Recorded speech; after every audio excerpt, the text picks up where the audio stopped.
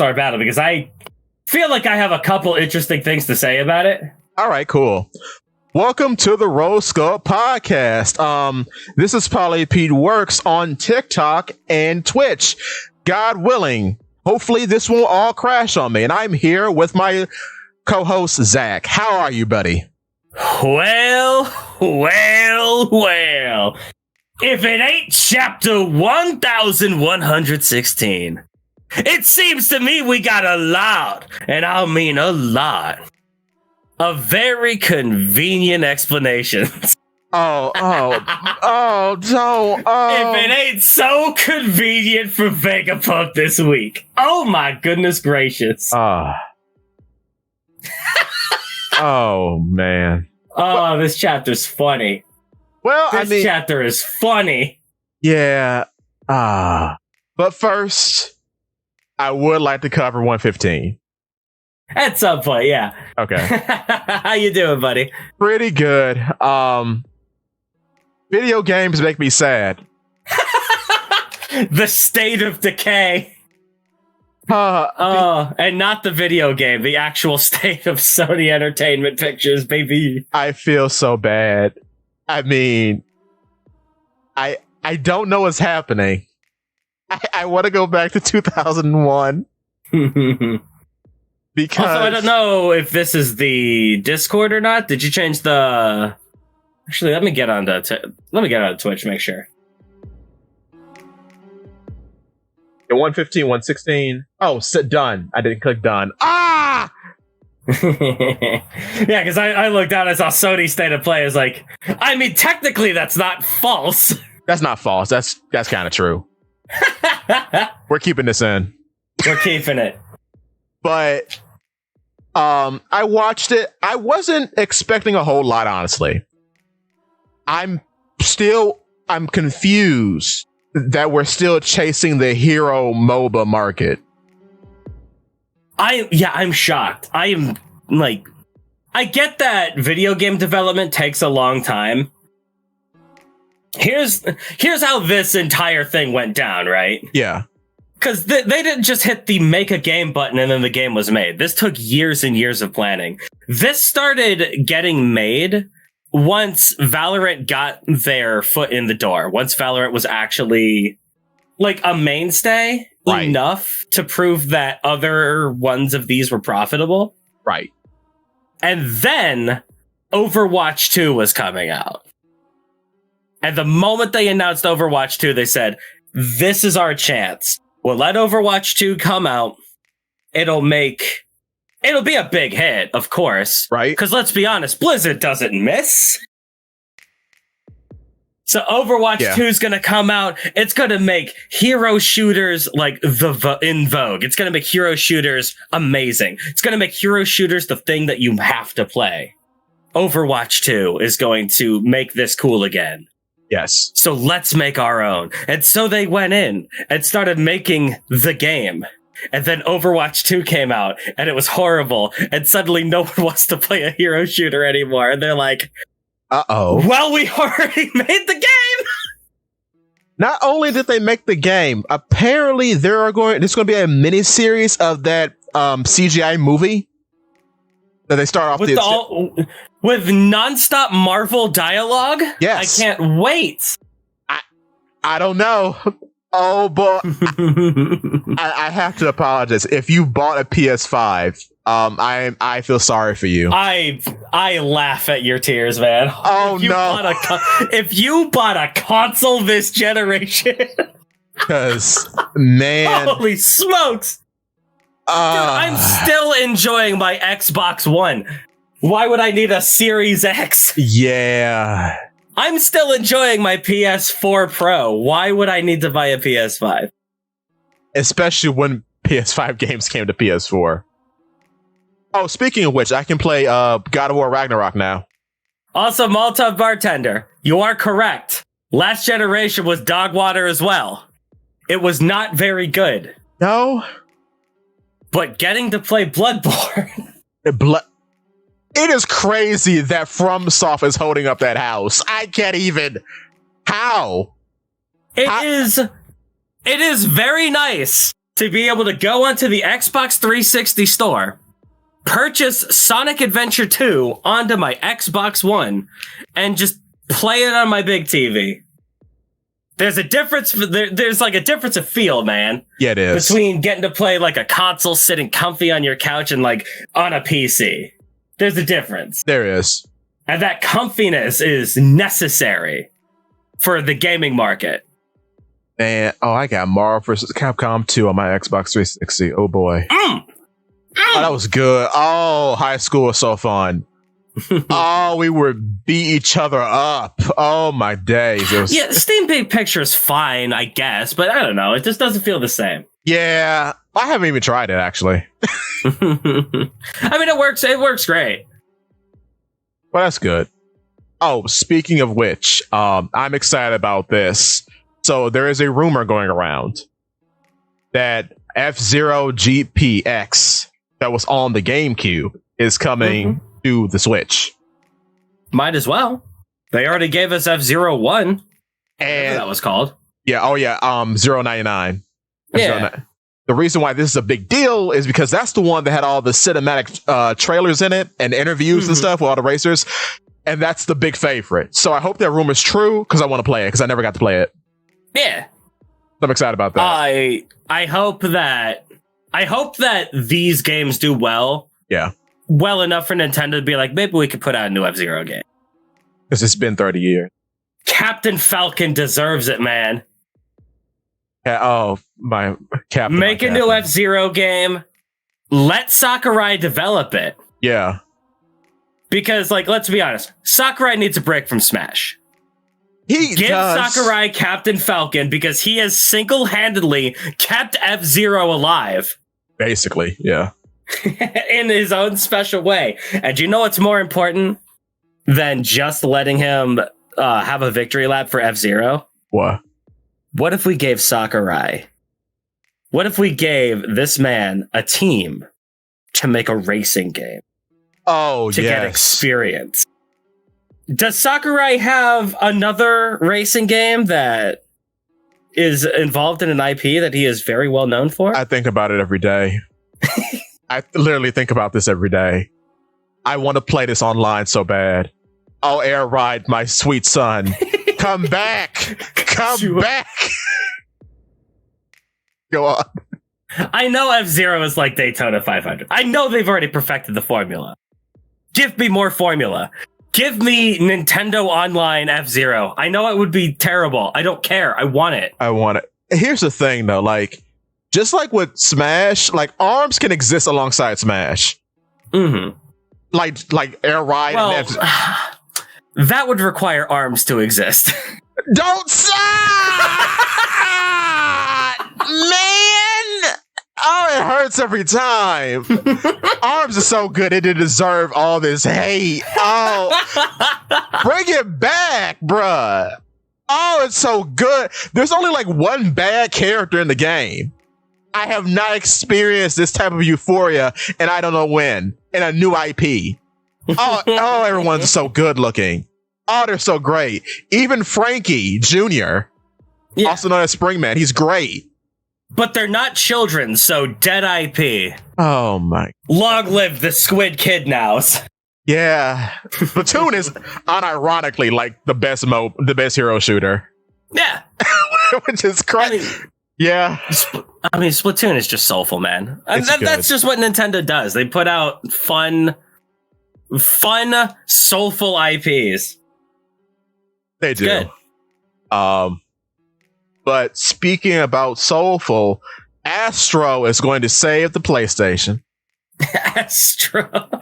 Going to save it, the whole thing, by doing. Are you gonna buy a PS5 for that? Oh no, that's grocery money. Exactly. 500 bones? Are you crazy? No. That is many racks of lamb.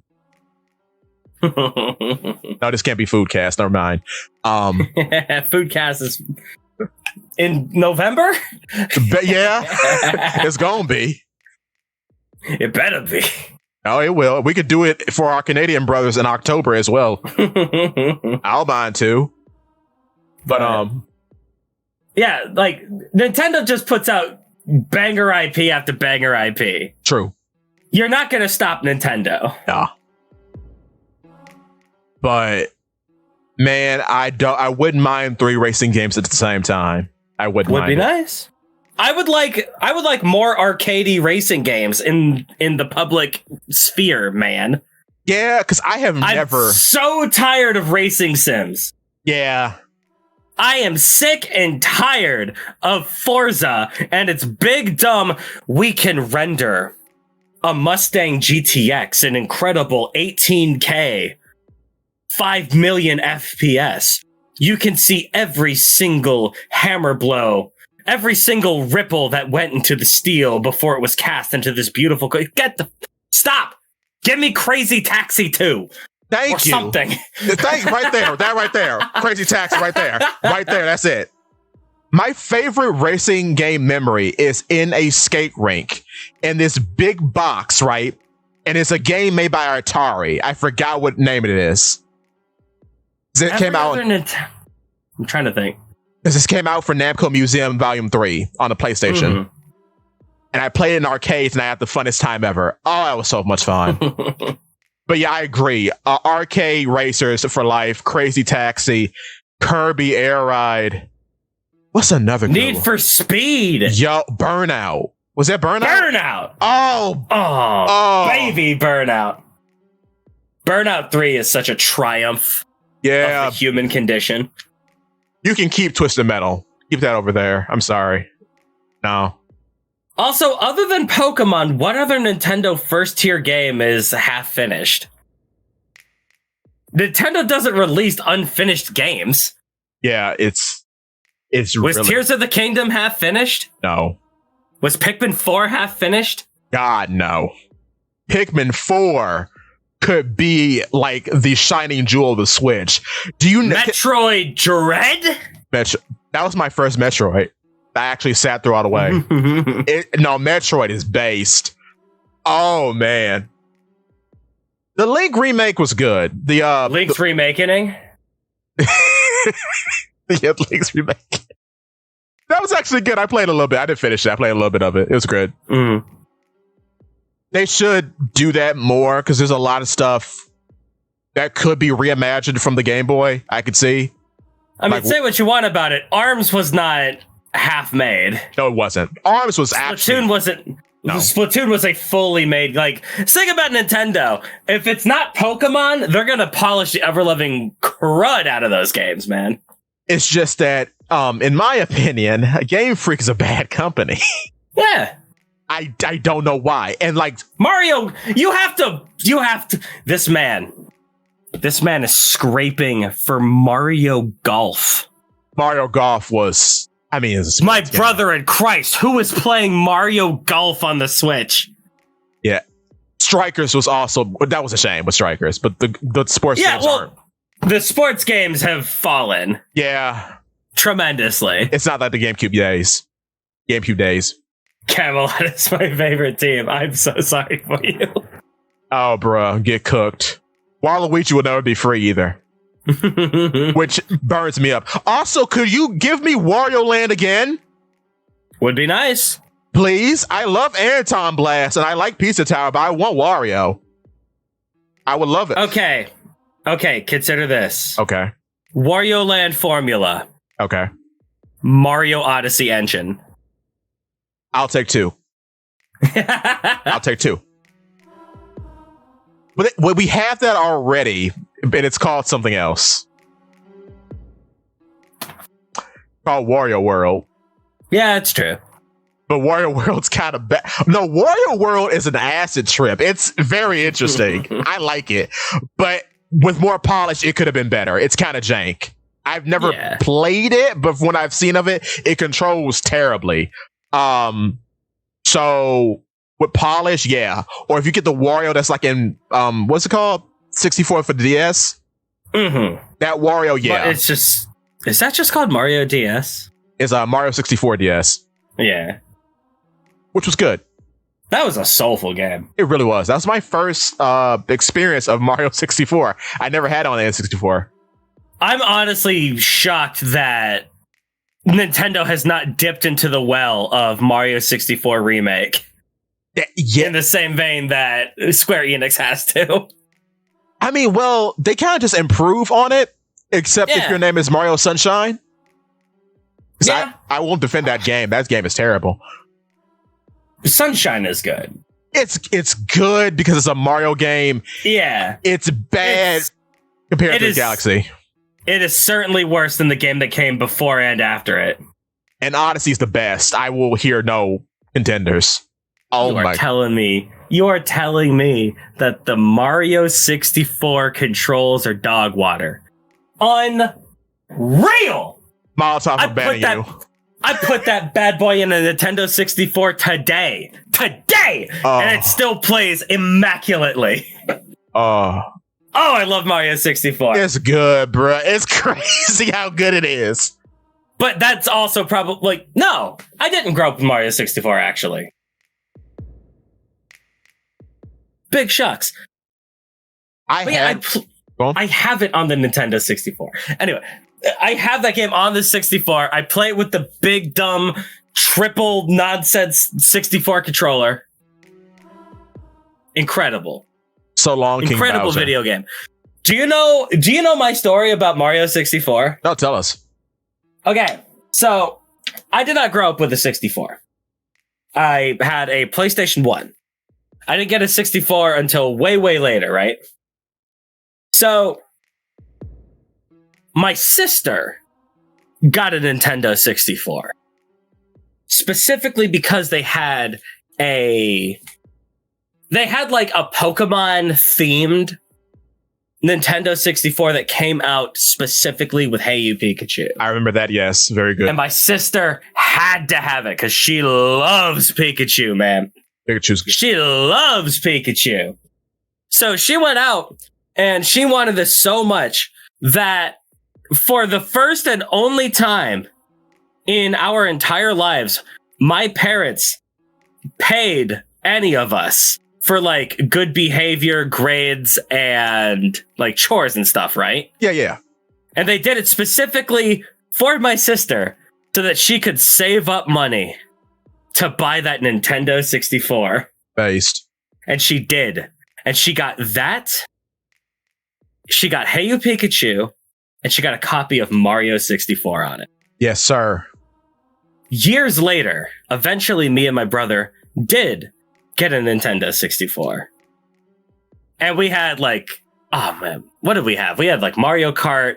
We had what do you even call it? The pod racing, the Star Wars game. That's so based. I love that game. we didn't have a whole lot of games, but we made do with what we had. I think we had Donkey Kong 64, but I don't remember. Yeah.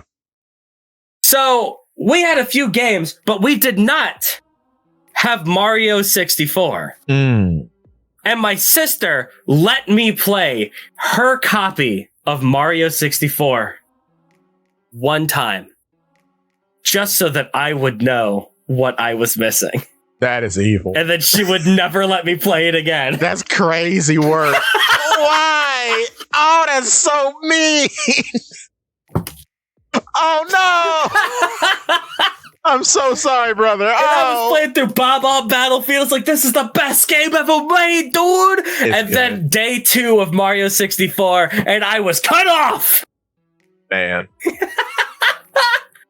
Looking back, my story is not similar, but I was a smaller N64 baby, but a bigger PlayStation 1 baby.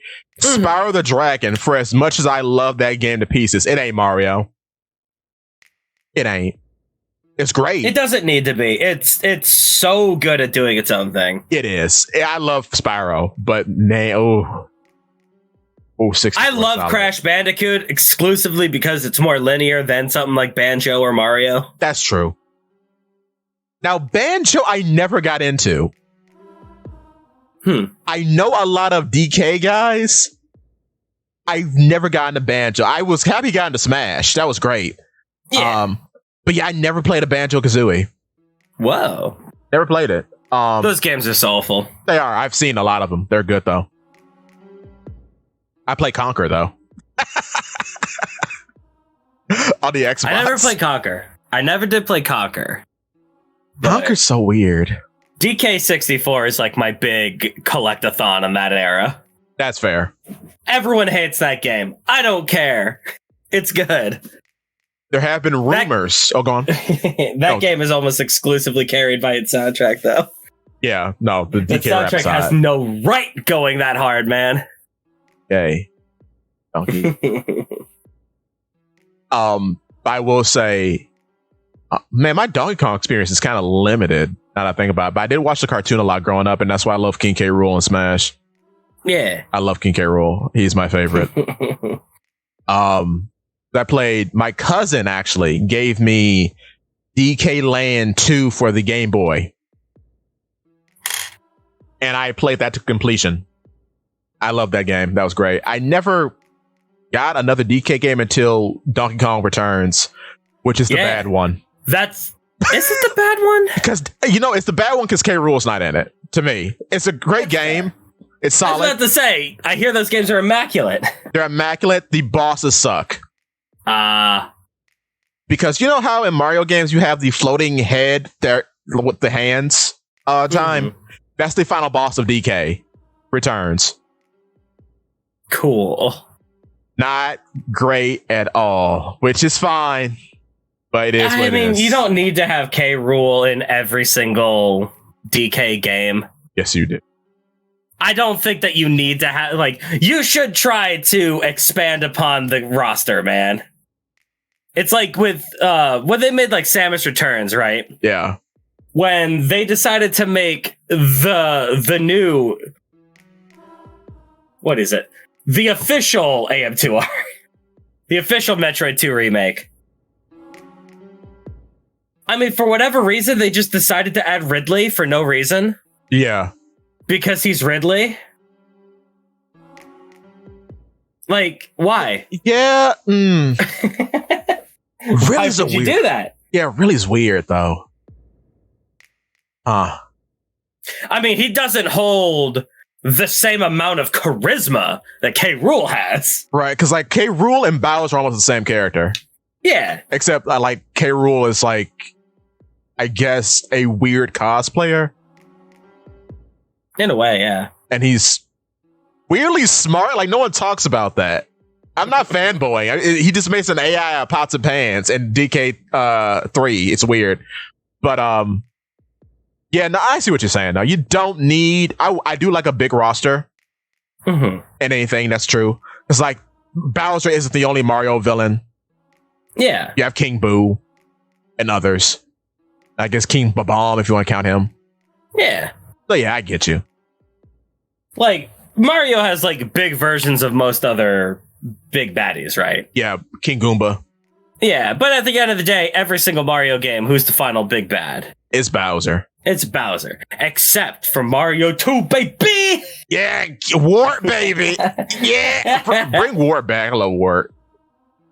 Or Mario RPG or stuff like that, right? Yeah, Shadow Queen and for the most part, it's Bowser. Yeah. Oh man, but yeah, I can't wait to play Kratos in Smash Brothers. Because Lord knows they are not putting him in a new Sony fighting game. Oh, if we even have Sony games on a Sony console anymore, there'll probably be Sony games just on Steam. And yeah, they're gonna go the route of Sega. Oh yeah, of course. Because Sega had way more going for them, and they still went the route of Sega. Sega is very interesting. They are. In terms of how its console market died, because Sega had way too many great ideas far before they were ready. Because the Dreamcast was just a modern Xbox. This is very strange. Yeah. Diggity dude. If the Dreamcast would have caught on like the Xbox did, dude, it's insane. If the Dreamcast had Master Chief, Sega would still be making consoles. Think about that, man. That's a better outcome than what we got. That's a better outcome than a world with Microsoft making consoles. I would trade. Okay, I talked to KMDP on the Discord about this a while ago. In my heart, I would trade if I knew now what I knew back then. I would trade Sega for PlayStation. I mean, I would trade PlayStation for Sega. Excuse me. I don't know. Because I don't know. Oh, or it's very possible that Sega also could have fallen off even harder. Yeah. But I mean, Yakuza though? I mean, Yakuza's still good, but Sega's flagship series has not been good since the Xbox 360. Oh, I mean, we are in a world where people are heralding Sonic Frontiers as an objectifiably worthy video game. Which, I mean, you and I both know the truth, but that's okay. Sonic Frontiers, you do have a point. Sonic Mania does exist. Yeah, Sonic Mania, the fan games are fantastic. And then the IDW people are so desperate for a good Sonic game that they consider Frontiers as acceptable. Unreal. And the lore, IDW is killing it in the comics. That's crazy. Yeah. Eggman picks a little guy up because there's an evil platypus in the comics. That's a scientist or whatever. Picks the dude up and like choke slams him like he's a wrestler. Mm-hmm. Oh, it's based. Oh, you never get to see Eggman do anything like that. So cool. But yeah, Frontiers, honest opinion, I have it. I played a lot of it. Very 5 out of 10. It's not. It has a lot of good ideas that hopefully will be fleshed out and polished in a Frontiers 2. Yeah, and can we just make Knuckles playable from the start? Free my lad. Come on now. I know Could you imagine Knuckles in a big, gigantic open world game like that? That would be so much fun. Like he technically is in Frontiers. You can play as him, but that was like way down the line, and it was free DLC. So good on them for that. I just hasn't gone back to it because I don't know. I just haven't had the feel because I guess the first impression kind of soured me. There is fishing, though. You just gave me an immaculate gameplay idea. Oh, what? What is the absolute worst mechanic in Zelda Breath of the Wild? It's climbing. Right. The climbing is bad and poopy and not fun. Yeah. And both of them, actually. Yeah. No, you're right. What if we took a world like that and we put Knuckles in it? Game of the year.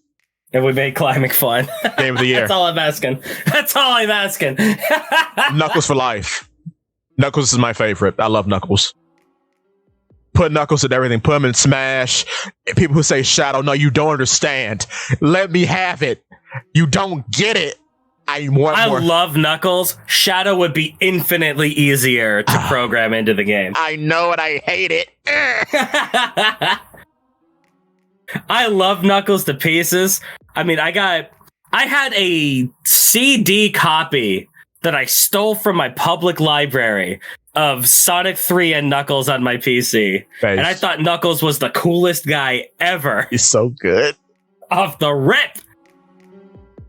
I love Knuckles. I gotta watch that television series.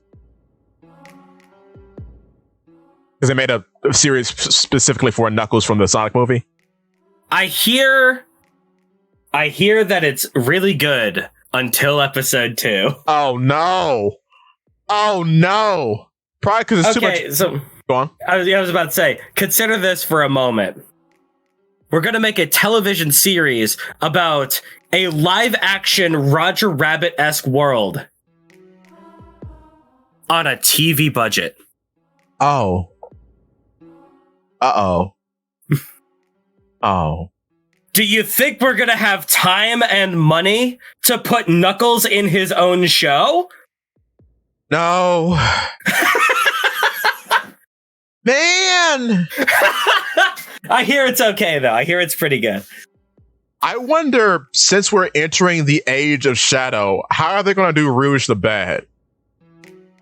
That's going to be very confusing. Because, Huh. Ain't no way we can do it realistic like. Because Rouge the Bat sailed many a young boy's ship in the early 2000s. I will not confirm or deny I was one of those young boys. You cannot make me. But yes. And her in the anime is crazy. Oh my god, what? I love you, Japan. They might go the way of Tifa, where they make her a little bit more realistic. And what an amazing marketing campaign that would be, to have everyone on every single forum screaming and whinging that Rouge the Bat is not endowed enough. Oh.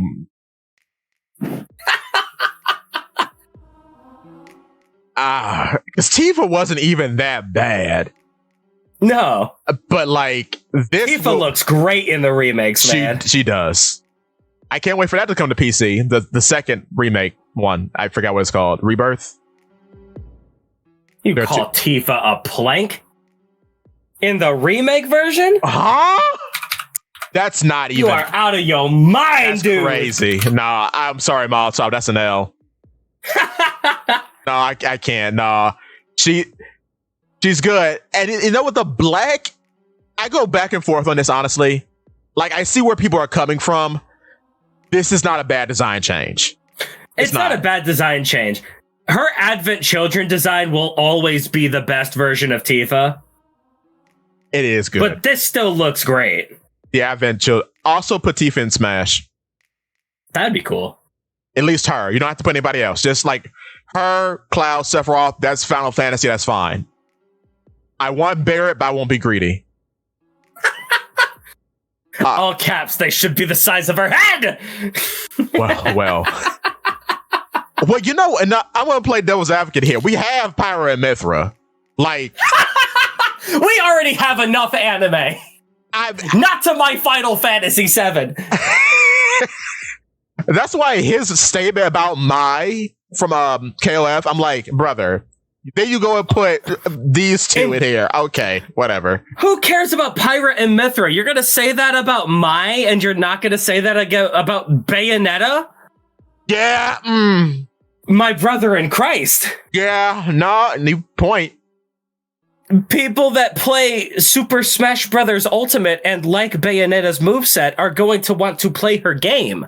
That's the point of Smash. And she is the most M-rated in the roster.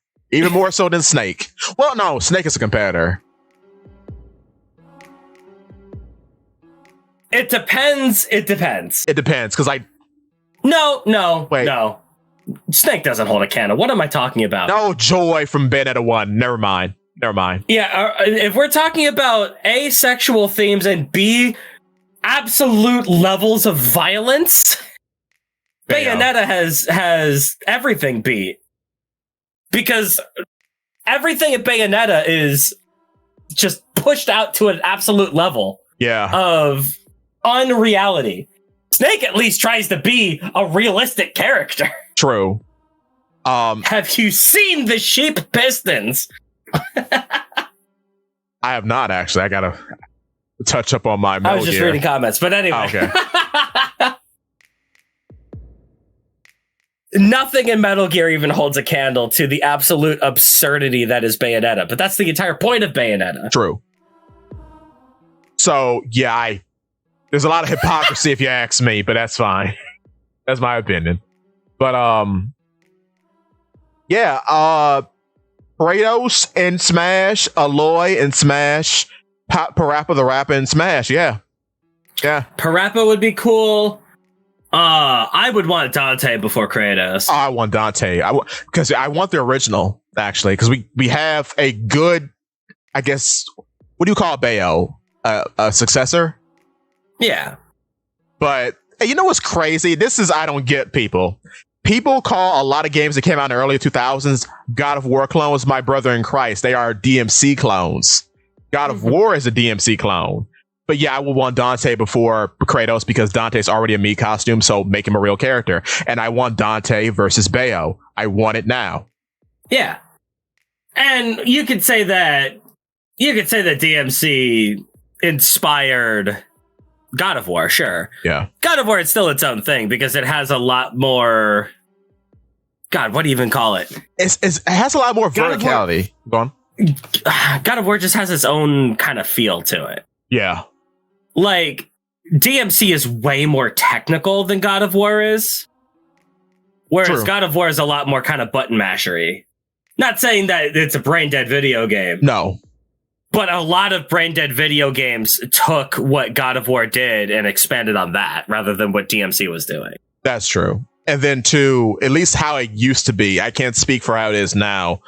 But the original 3, there were a lot more weighty than DMC is. What's going on? All 8 of them. I just want the Golden Sun cast to replace every Fire Emblem character. Shout out to KMDP. That one's for you. At the very least, can we have Isaac as like a hero? Please? Echo? Or something? Can Isaac put Isaac in the game? Just put Isaac in there, bro. Come on now.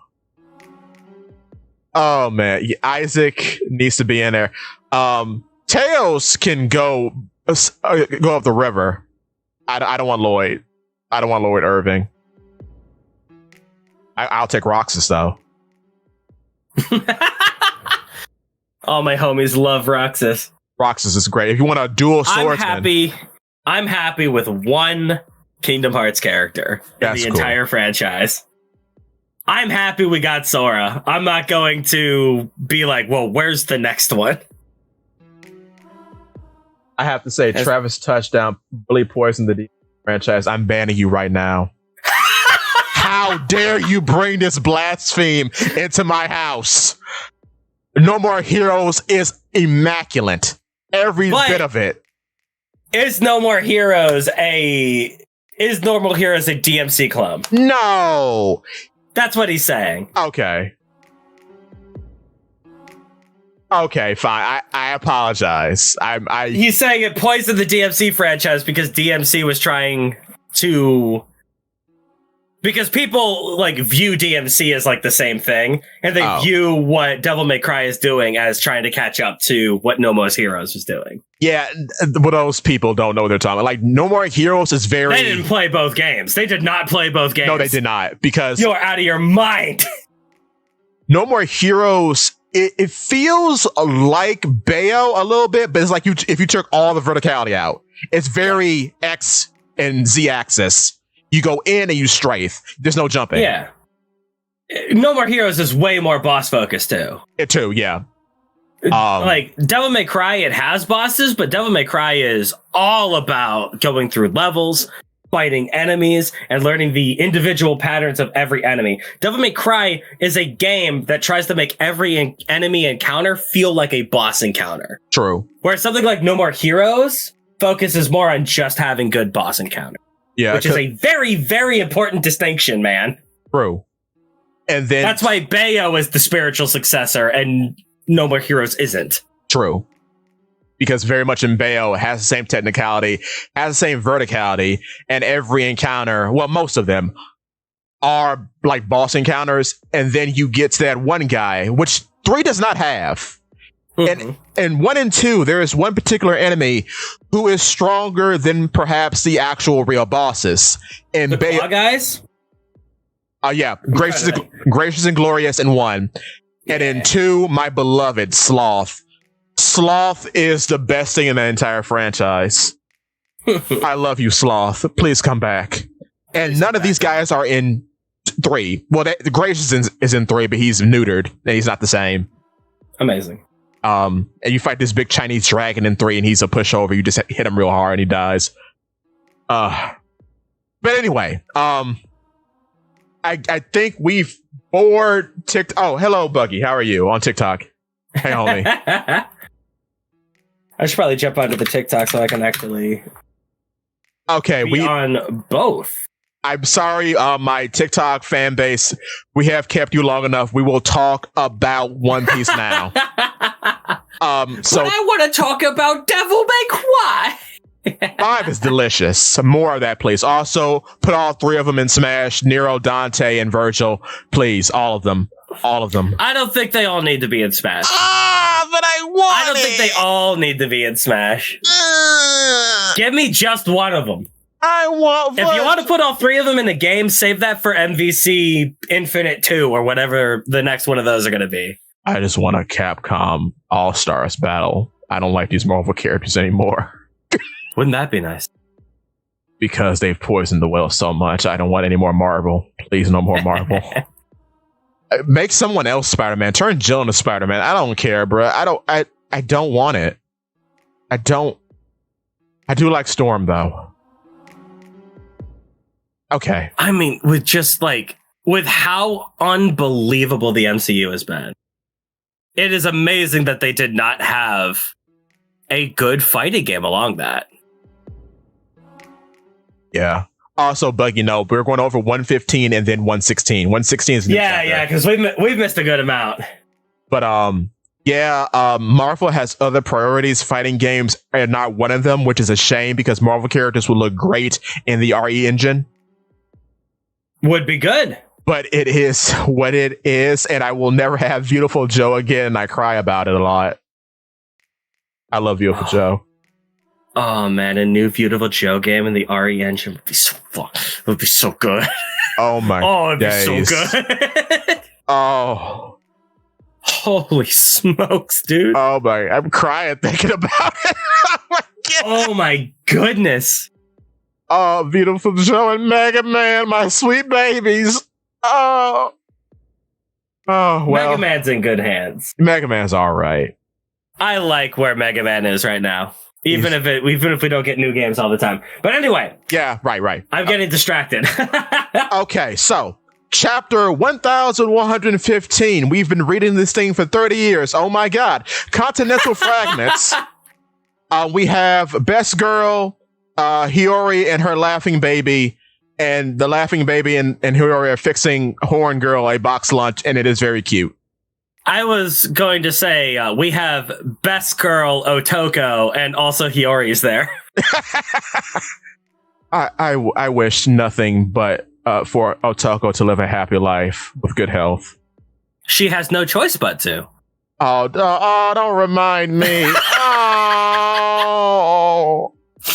Oh, little baby. I hope you get. I'm gonna be real. If we get One Piece Shippuden, Otoko being a main character would be kind of based. I'd be down for it. Leave Otama at home. No, none of that. Leave it over there. People were dying for Otama. I'm like, brother, she's a terrible narrative character. I can't. Anyway. Okay, hear me out. Okay. A terrible narrative character after the preamble of the arc. Once Otama starts getting kidnapped by the Smiles, yeah, it's over for her. Yeah. At the very beginning where Otama shows up, so she shows off her cool devil fruit power, and then she immaculately, so perfectly gives us the theme of Wano in like 2 chapters. It's great. Tama giving Luffy her birthday rice and then Luffy almost being killed for it is the best opener to any arc of One Piece. That is true. Also, thank you, Blizzard Wizard, future guest on the Roll Skull podcast, for the GGs. Thank you for the gift in the chat. Thank you so much. Whoa. Oh, sorry, I missed it. I have a lot to say about Wano. I have a lot of negative things that I say about Wano. Wano's opener is great. And Tama is to blame for that. Tama is very good at the start of Wano. Very much is. I agree immensely. He is a great character. Started Wano. She sets up the entire theme of the arc. The red bean soup looks delicious. It's just that Toko wasn't pushed into our face nearly as much as Tama was. So we like Toko because she does the same thing except halfway through the arc. Also, this Tashigi chasing needs to end. Your family is in Wano, Zoro. Stop being a deadbeat father. Go be a father to Otoko after you're done pirating. That scene was precious. I love Toko. This Tashigi chasing has to stop. You're chasing floozies in the street. Go back home. It is kind of crazy to think about that, actually. Just the fact that we have two little girl characters throughout Wano, each that represent the themes of Wano so perfectly in their own special ways. 100 chapters in between each other. And one is just better than the other. Sorry. Well, yeah, A, you could explain that Wano is starving. Right. Or B, we could explain that Wano is starving by having the Shogun feed the starving populace poison. Yikes. Yeah. And then have one of the victims of the poison populace have her father gunned down before her eyes, and she cannot express her sadness because she's not even allowed to cry. Brother, whoa. Oof. Which that is the point of Yamato's journey. She's carrying a sword to his grave, apparently, which is cool. But let's be honest. Yeah. Was Orochi wrong? I mean, if I have all the power in the world and all of these people are just whining and crying about their little dumb problems, wouldn't you also want to just make that whining go away? You're giving me a tough battle to fight here. I like Orochi as a villain. I am tremendously saddened by how he ended up. Yeah, he got burned by his own flunky, which is crazy. That's cool. Yeah. That's cool. So many people had beef with Orochi. It is amazing that only 3 people got a piece of him. Yeah. And there was a lot of him to go around. We had 8 heads. We had the narrative device built into his devil fruit. And Kaido got a piece for no reason. Yeah! Why? I forgot about Kaido. Beheads him in human form just because, all right, brother. I do not need you anymore. Man. You are smelly and stinky. Get out of my face. My funny child will run the country in your stead, peasant. Be gone. That is wild. Yeah. That he thought that Yamato was just gonna do that. It's well, you already got the devil fruit to be the guardian. Go be the guardian, idiot. I guess that's his thinking. Also, you wanted to be Odin? Wasn't he supposed to be the Shogun at some point? You're the wolf deity. Go be the Shogun, dummy. I gotta go drink. Glut, glut, glut, glut.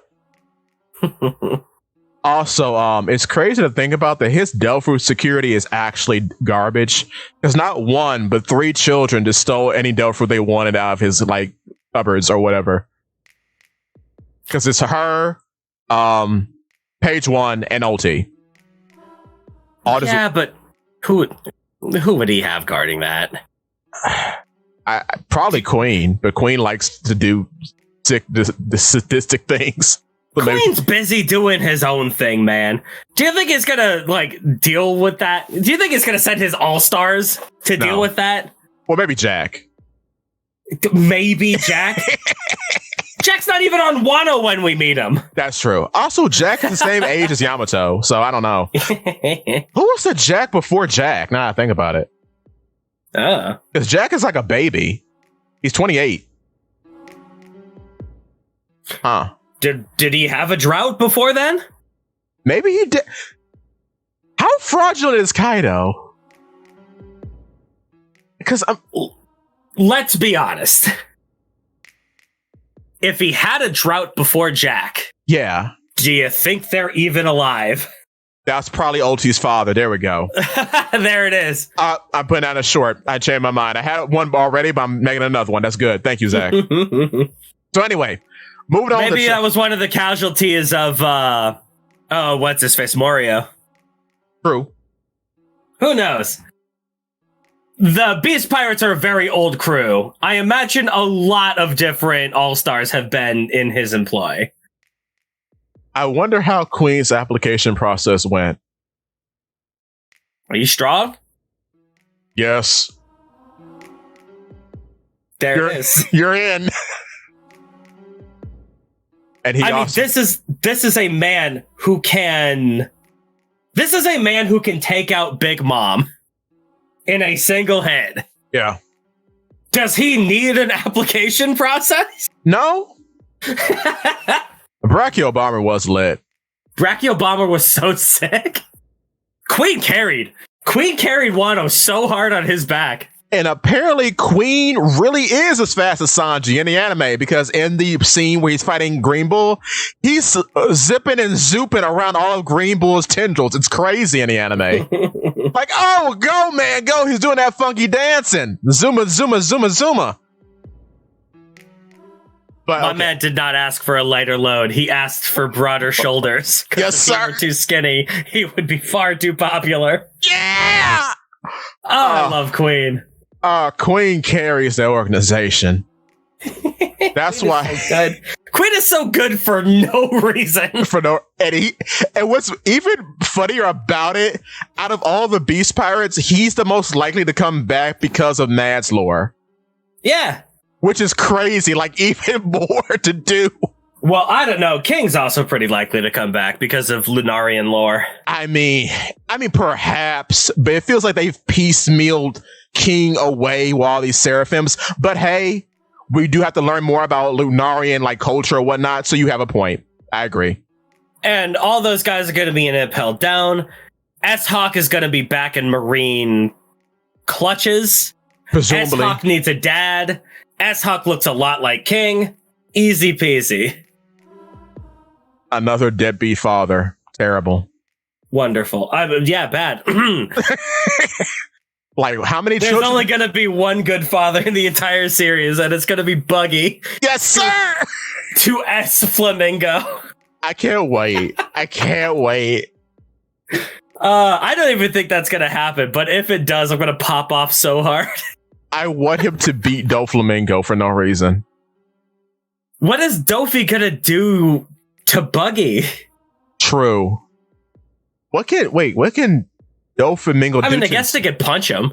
Yeah, because he can kick. Yeah. He's he could do the same. He could do the same thing Mihawk could do to him. I mean, Mihawk doesn't need to beat up Buggy with a sword. Yeah, he just kick him. It's funny too. But my power scaling lore, though. But my lore. Oh! Buggy's fruit completely nullifies him to anything that Dofi can do. And it's funny because most of Crocodile's moveset doesn't work because he could dehydrate him, obviously. But when he uses sand, the sand is in forms of blades. So I don't know if that would be effective or not. Probably not. But the dehydrating is... Oh, yeah, dehydrate. Huge. Yeah. You ain't getting away from that. I mean, actually... he could get a piece of Buggy, but... Buggy could just get that piece off of him. True, you can't get all of Buggy. You can't get all of them. And you dehydrate his feet, what's he gonna do? Float around. Yeah, because they're on the ground now. Huh. Interesting. Buggy is perfect, and I love him so much. Buggy is based, the actual pirate king. Oh. We love Buggy. We love Buggy here. Okay, so funny little baby making lunchbox. Okay. Shucks. We cut back to Wano. Pink Dragon Boy and Clothing Man have a Denden Mushi from Orochi's stronghold. How crazy is it that Kinemon is the best dad in all of One Piece? It's crazy. It's actually insane. And he's not even a dad. But he pretended to be. He just pretended to be. He wasn't even a good dad. He was just a good husband and a good countryman. Yo, Pirate King Trig, what's happening? What's going on? Shout out to the TikTok boys. Thank you for coming by. I'm so happy that we haven't been lit on fire yet. The simulcast is working out. We're doing it. But yeah, Kinemon is the best dad. We also see Hot Shinobu in the background, which I'm glad we're keeping that going. I'm sure you appreciate that. Oh, I appreciate that a lot. Also, Molotov on the Twitch. Chop fruit. The one fruit to overcome the birdcage. True. At Polly P Works, bro, how can you pretend like dad isn't the best dad? You don't see our dad? Are you saying that's Kawina? Or Smoker? Oh, that's weird. I don't like that. Oh yeah. Okay. I mean, that's her boss, ain't it? Yeah. Well, he's missing. No, he's saying Shimotsuki, what's his face from that village. So he's saying it is Kawina. Yeah, let his daughter fall by down D stairs. Down D stairs. The most powerful villain of One Piece. Oh, Zoro has to learn how to cut stairs. We're rooting for you, Zoro. Ricky could teach him. True, because he builds. I like that thinking. That's good, Zakk. Very base thinking. So moving on, we have Damalo Black as Kid Baby. Oh yeah. Oh, this is great. We have some true soul right here. I love that Luffy didn't work in prison. So, because he was taken to prison at Sabaody, right? Yeah. Because Sabaody got practically Buster Called without getting Buster Called. Basically, yeah. So they got him thinking that he was Luffy, took him to prison. He pretended to be Luffy and then changed his mind. Yes. And just decided to be someone else while in prison. Two things about that. Also, yes, Trig, Pound is a great father. Pound the great. I can't say the other one. Okay. But yeah. Is Pound a great father? Yeah. Is he? I mean, he did stand up against Oven, a fight he could not win for the sake of his daughter. So I guess that's fair. He has done anything. I'll give you that. And now he is a gang member, apparently. So that's cool. Which is I'll give you that. It's also very ironic that out of all the Supernova crews, other than Luffy's, Capone's has the most characters, and we have the most developed characters out of Capone's crew. Struzinda's a great dad. Get out of here! Molotov, your band. Also, yeah, Whitebeard being in the dad discussion is also there. But once again, the greatest dads in One Piece are the ones that are not biological, man. True. Because Tom is a bang-up dad. Every biological dad is a deadbeat. True. The only way you can be a good dad in One Piece is by adopting. Because Morio's a good dad, Kuma's a good dad, which they have that in common. What about Zeph? Zeph is a star father. Taught his boy how to cook. Taught him manners not to hit women. He's a great dad. Taught him martial arts. And for the longest time, he was the only Straw Hat who had a martial arts teacher. Because Zoro, had one. Zoro had a martial arts teacher. Like quotation. He was part of a dojo. Quotation marks. He was still part of a dojo. They at least taught him the fundamentals. And then he made up this clown style that has corrupted that same dojo, which is great, by the way. And the teacher's like, this is awful. Curse you, my pupil. Is there something wrong with clown style, may I ask? No, actually not. Not at all. I mean, we had another clown swordsman that almost killed Zoro. True. Pirate King Trick. I don't know what you're talking about with Judge. Judge is... is he a good father to the rest of them? I don't know. No. Ooh. Judge doesn't raise his kids. What? I don't know about that, Trick. Judge raised weapons of war. He is not a good father. And who would allow his daughter to wear a dress that short? That's crazy. Anyway. Let's be honest. Judge raised his kids to not care when he was about to be killed in front of them. Yeah. Who on earth would call him a good dad? I don't care about Sanji or not. Everyone... Oh, he made sure his kids wouldn't get hurt? He brought them to active war zones! Did. I'm sorry, Trig. He kept his son after his son killed his wife. You've got to be kidding me. Molotov on Twitch. Get out of here. No. Molotov's got it right. Don is the best father in One Piece. Okay. Shout out to Mama the Don. But yeah, so from this, okay, a lot of the people were talking about this Demalo Black thing. One, this is a narrative point because it does show that because he's dressing up as Kid is not dead, because it kind of parallels with Luffy and his crew mimicking Luffy's crew. They came back stronger. So the same could be said for Kid's crew, which also means Wire and Heat aren't frauds. Yeah. Also, I don't even have to ask if you love it. What? You love how they did Killer. I love it. It's the best. It's the best. It is the best thing in the world. It is the best. Oh, I was mogging out. I think I mogged out in the video like, oh yeah, baby. That is such a good joke. He just painted his face to look like the mask. He's too poor to buy the helmet. Yes, sir. I love it. I love that he's broke. I love it. He got the same shirt. He had enough money to paint the shirt. That's amazing. And then fake Zoro's got the whole Heat get up. He's immaculate. Mm-hmm. Busting the seams on that corset. Goodness. And then fake Frankie is Wire, which I hope Wire can do something. Please, Oda. Come on now. Come on, man. King Neptune's kind of a good father. I like King Neptune. King Neptune's okay in the father discussion.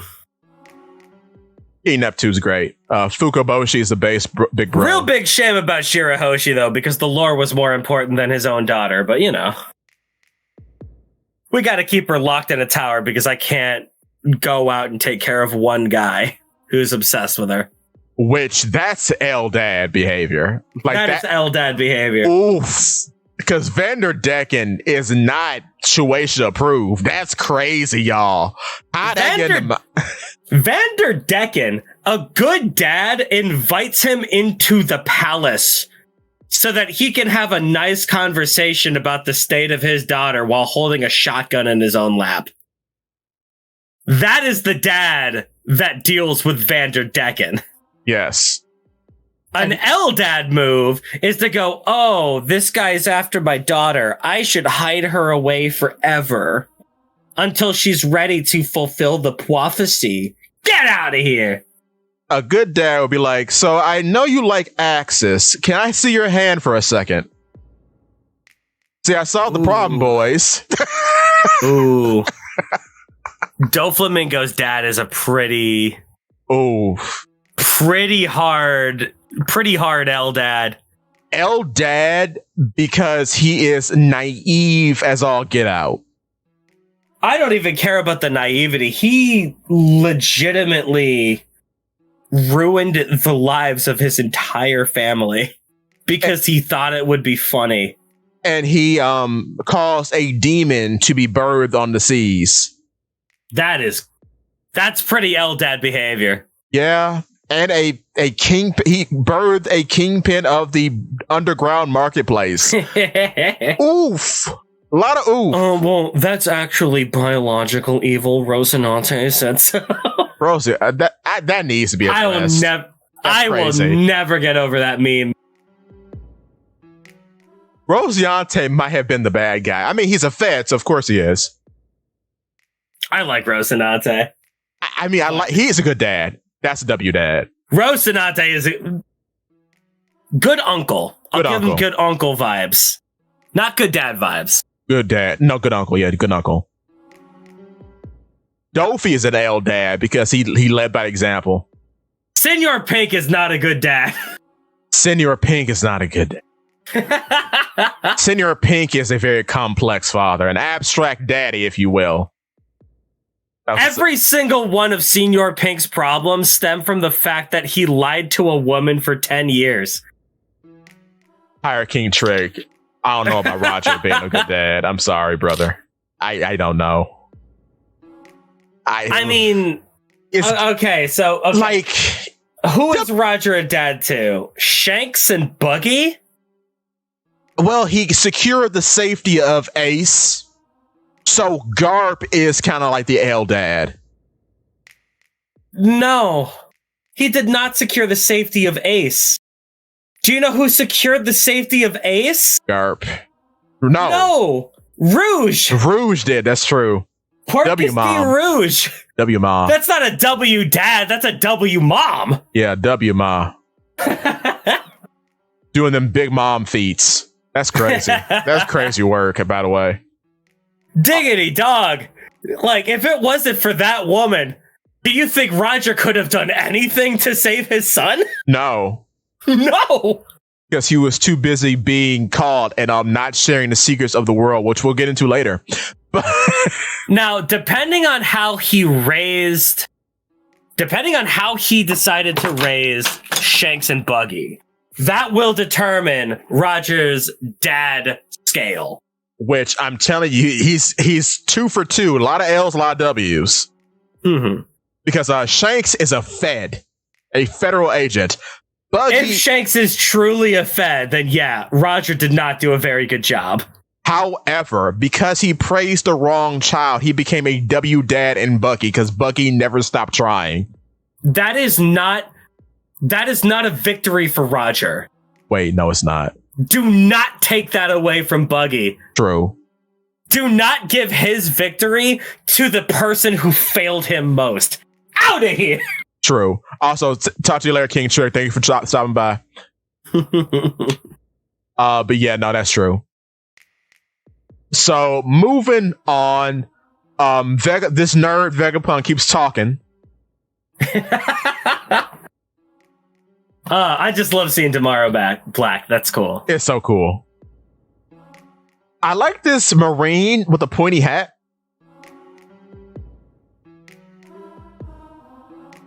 He's good. Yeah, he's cool. Okay, poneglyphs, blah, yada, yada. Lore, boring. Apparently, Conqueror's Hockey works on Din Din Mushis. I did not know that. I mean, I don't see why not. They're living creatures. That's true. Okay, Joy Boy lore. I do love this panel, though. It's very menacing. This panel being like, I am ticked off. I'm going to annihilate everything in my path. I don't have time to kill them all. So just go away. That's a good panel. Also, shout out to Ghost Train.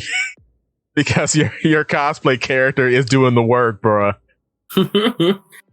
Also, why does Vegapunk have so many snails? Yeah. That's 6 snails in one hallway? Yeah. Why? Why? That's true. He likes snails. I guess. He likes his telephones. So, of course, this is kind of like a reiteration of old information. We know Joy Boy was an awakened Nika fruit user. That's not a secret. We know that there was an ancient war. Yeah. I mean, I guess they never really said it, but we all assumed. Yeah. From Fishman Island and other sources, yeah, it was pretty apparent. I also love Vegapunk's, like, his vernacular here. I need to talk about an ancient war. It was definitely a clash of 2 opposing ideologies. You know, war. Unlike every war that has ever existed. But now, if you would about this, if you would entertain me for a second, I'm sorry to my Kirid boys. The dream is over. It's finally over. We fought a long, hard battle, but we have to give it up. It turns out, yes, Oda actually is that bad at his job. Kinda, sorta, most definitely. There is so much writing on the wall for her. And I'm not going to entertain the haters. You can read. You can. It was so perfect. I made 50 billion videos about it. It made all the sense in the world to me, but alas. Here we are. Here we are. We have other characters to look at, and that is what it is. We finally have actual proof that she is on that elephant. Actual proof. Shout out to Mr. Bushido. You have been in the trenches and you continue to do so. I commend your efforts, but I can no longer be here with you. I'm sorry.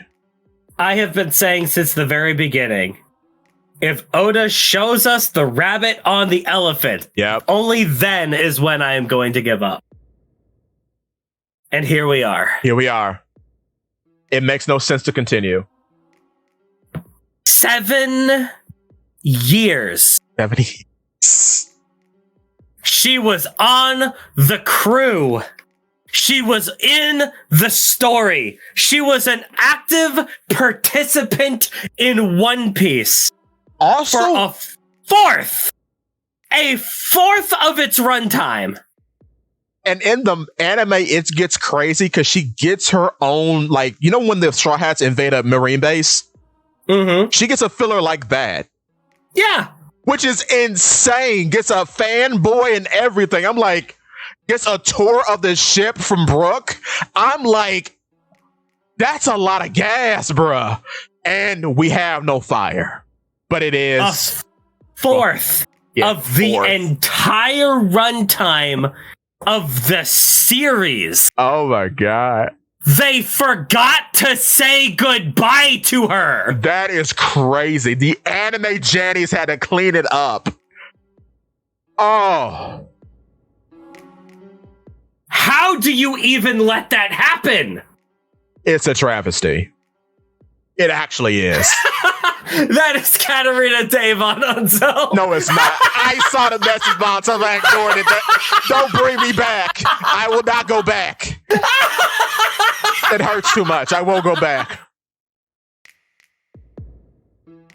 But she is the Duke of... I do not care if those 300 chapters are the equivalent to 60 pre-time skip chapters. That is still 7 years. And 3 arcs that we spent on the crew, man. And yeah, we got Jim Father. I don't care who was on the actual crew. Did we not have time for one panel?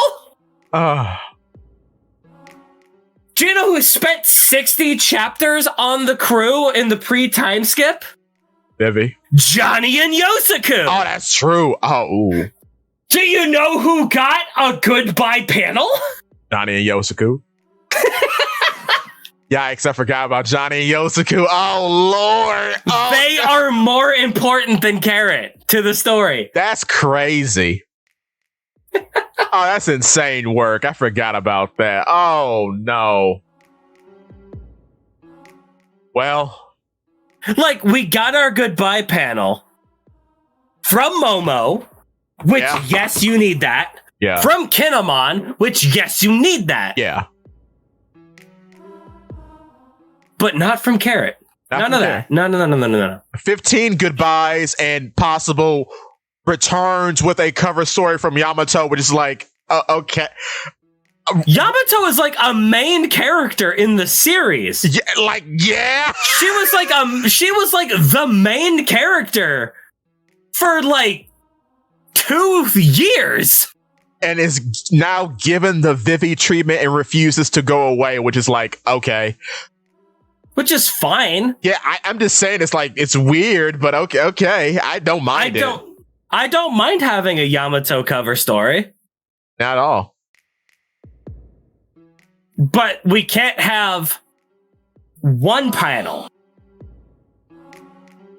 We can't have one panel. I know she didn't have a whole lot of panel time, but she was still in the story for 7 years, my guy. 7 years, brother. We can't have one panel where she says goodbye? Apparently not. Apparently not.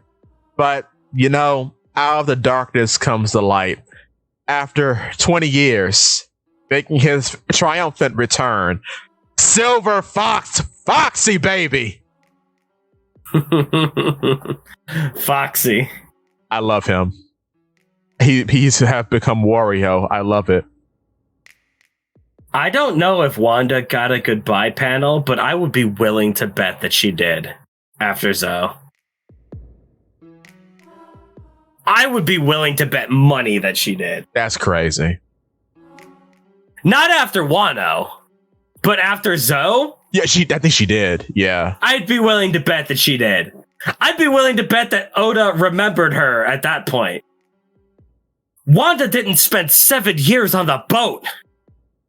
The fact that Pedro got mentioned in the final clash against Luffy and Kaido, good lord. I will never forgive that. That Pedro? Now you all can't fault me for thinking what I thought. Why would he say that? And then Pedro knows Roger, so it's like, okay, so we got a Frankie situation with Tom and Roger. I'm like, okay, that's what I'm thinking.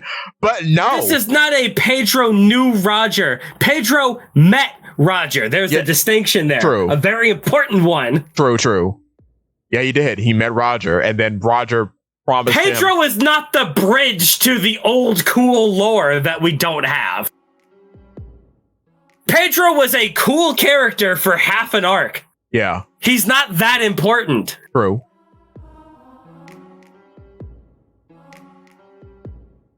Why was he... I guess because he died? Because he died. That's so Pedro weird. Got more goodbye panels in Wano than Carrot did. Oh my god. Think about that. Oh man. Oh, I'm getting more and more depressed about it. Oh no. Like, all I wanted was one panel.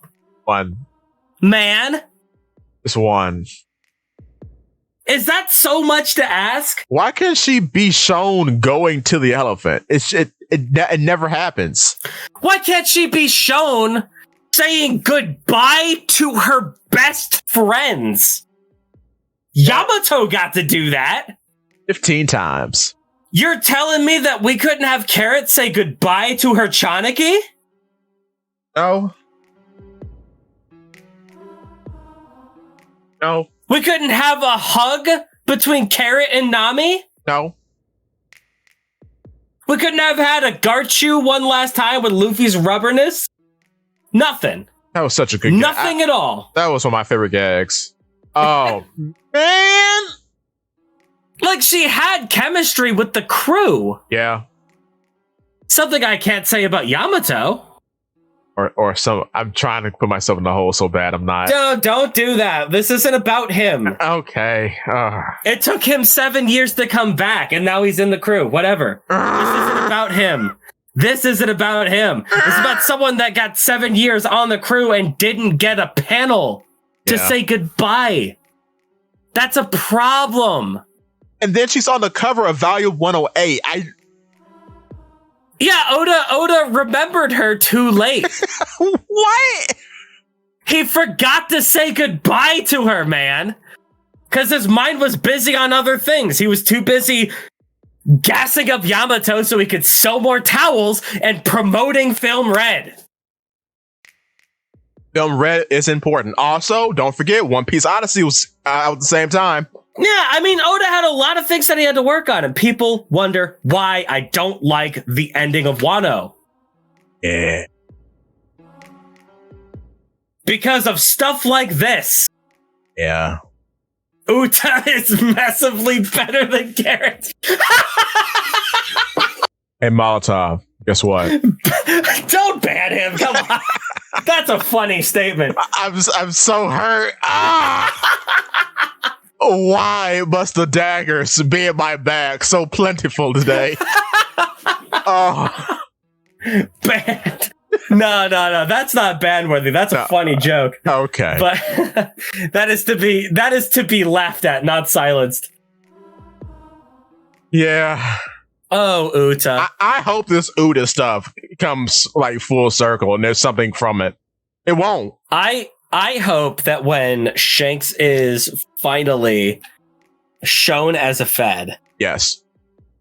And we get the big Davy back fight with Shanks, which isn't going to happen, by the way. Shanks is going to be a good, cool guy the entire time. I bet you anything. No, the silly dollars are for Blackbeard and Bucky. No. Sorry, bro. Oh. Hey. The third on. I'm not even close to catching up on One Piece, and I have no idea what's going on. But seeing Foxy in the current chapter fills me with unimaginable amounts of dread. No! Oh! Come on, Kyo! No! I'm gonna be real. I watched Long Ring Long Land on the anime. It's abysmal. It's horrible. I am the only Long Ring Long Land stan here. Oh no. It's one of those Shanks will exterminate the fishmen. Nah, Shanks, I bet you I don't even know. I'd be willing to bet money that Shanks is going to be shown as a bad guy, but it's going to turn out that he was actually a cool guy the whole time. I bet you anything they're going to Lelouch Shanks. I want Blackbeard to be perceived as evil, but he was in the right the whole time. I want that. I want Blackbeard just to win. He was actually right. Actually right. It's good that Ace died. Can't you see, Luffy? Oh no. And Luffy goes, you have a point. You have a point, Beard Man. Let us go enjoy a cherry pie in the sunset. No. But I think we're done talking about Carrot. Yeah. Lucia. Yeah. Hamburg and Port Chimney are also back, which is nice, and they are on a funny raft that looks like one of the masks that Foxy used in the Davy Back fight. So that's cool. That's cool. Him being here does mean the Davy Back fight is going to come up again. Maybe. I don't know. But he's been losing for 2 years, so that's very funny. Anyway, because he lost his whole crew. Yeah, he doesn't have a Jolly Roger. Nope. Barely has a ship. Go on. The Davy Back fight will probably come up. Yeah, yeah. At some point. Most definitely. Like, that's gotta be how we deal with Shanks, right? Yeah. Because we can't have Usopp legitimately fighting his father to the death. But a friendly sniping match? Yeah. Would be Kino. It would be. But finding out that everyone's a Fed would be. Oh, I want the evil so bad. Back D Navy. Back D. Oh Lord. Anyway, back to this nerd. Yeah, back to the nerd. Forget about him for a second. I'm switching up agenda. Stussy for Straw Hat. I will not explain myself. Moving on. Let's get another mythical Zoan in the crew. Cool. You know what? I saw that video. I disagree. You don't think it's like succubus or vampire? I think she's an artificial Zoan. And I can tell you why. In the chapter, the same chapter that her nature is revealed, both her being the first human clone and her being a weird Zoan for user, the cover story shows Caesar holding this weird devil fruit, and it doesn't look like a normal devil fruit. It looks like an artificial devil fruit mixed with a normal devil fruit. So a more perfect one, maybe. Yeah, like a more perfect version of an artificial devil fruit. And the anime, I did a video about this. Go check it out on the channel, everybody. In the anime, she has infrared vision, which is wild. Yeah. And vampire bats, like the actual animal, they can see in infrared, which allows them to seek out warm blood creatures to feast upon. Yeah. I can tell her apart from the female characters. She cannot stay. No! Although, having a third face on the Straw Hat crew between Nami, Robin, and Stussy. Yeah. That gives Oda a world of possibilities. So what you're saying is a Polypede agenda is working. I think Stussy has way too big of a resume for something like that. Hold up. No, you can't do that. You know what I'm going to say. I know you're going to talk about the fish. I'm sorry. No, that's not a point of argument. Her agenda is bigger than Jinbei's. Her resume, like Jinbei is warlord, bigwig pirate, former soldier of an army. All of that can fit together, right? Yeah. That isn't like international super spy, works for the super extra secret CP0, is also one of the people who leads one of like the financial companies of the world. No. Is also a clone of the Rocks Pirates. Well, it's like the leader of the Pleasure District, which, well, I won't say too much, but that'll be in a video. But her resume is big, but it's also completely disjointed, which is interesting. I don't know. I have some things to say. I'll hold them. No, go on. No. Unless you're waiting for the video. I'm waiting for the video. I'm being selfish. Okay. But I will say I do find her very interesting, especially what happens in 116. I find her interesting. Yeah. Also, she fills the blonde hole that Kara has left. So, yeah. Also, Kaku for Straw Hat. We're doing it, boy. No. I do like Kaku has remorse here, and I love how everyone loves Kaku. That's great. Lucy loves Kaku, Stussy loves Kaku, everyone loves Kaku. That's great. Because he loves giraffes, and what's not to love about that? True. I would like a return of the CP9 pirates, but I think they're too deep in the government for that. Especially with the other guys. Ain't no way Lucci is ever going to become a pirate. No, ain't no way. The rest of them, maybe. Lucci, no. No. Absolutely not. And Kaku goes where Lucci goes, so not to him. Kaku and a Soge King mask on the crew would go so hard. Oh, bruh. I'd stand up and clap. Like I'm the actual Soge King, dummy. Wait, when did he start using swords? Mysteries happen on the island in your heart. Oh my. But yeah, Stussy's interesting. Saturn has conquerors as well.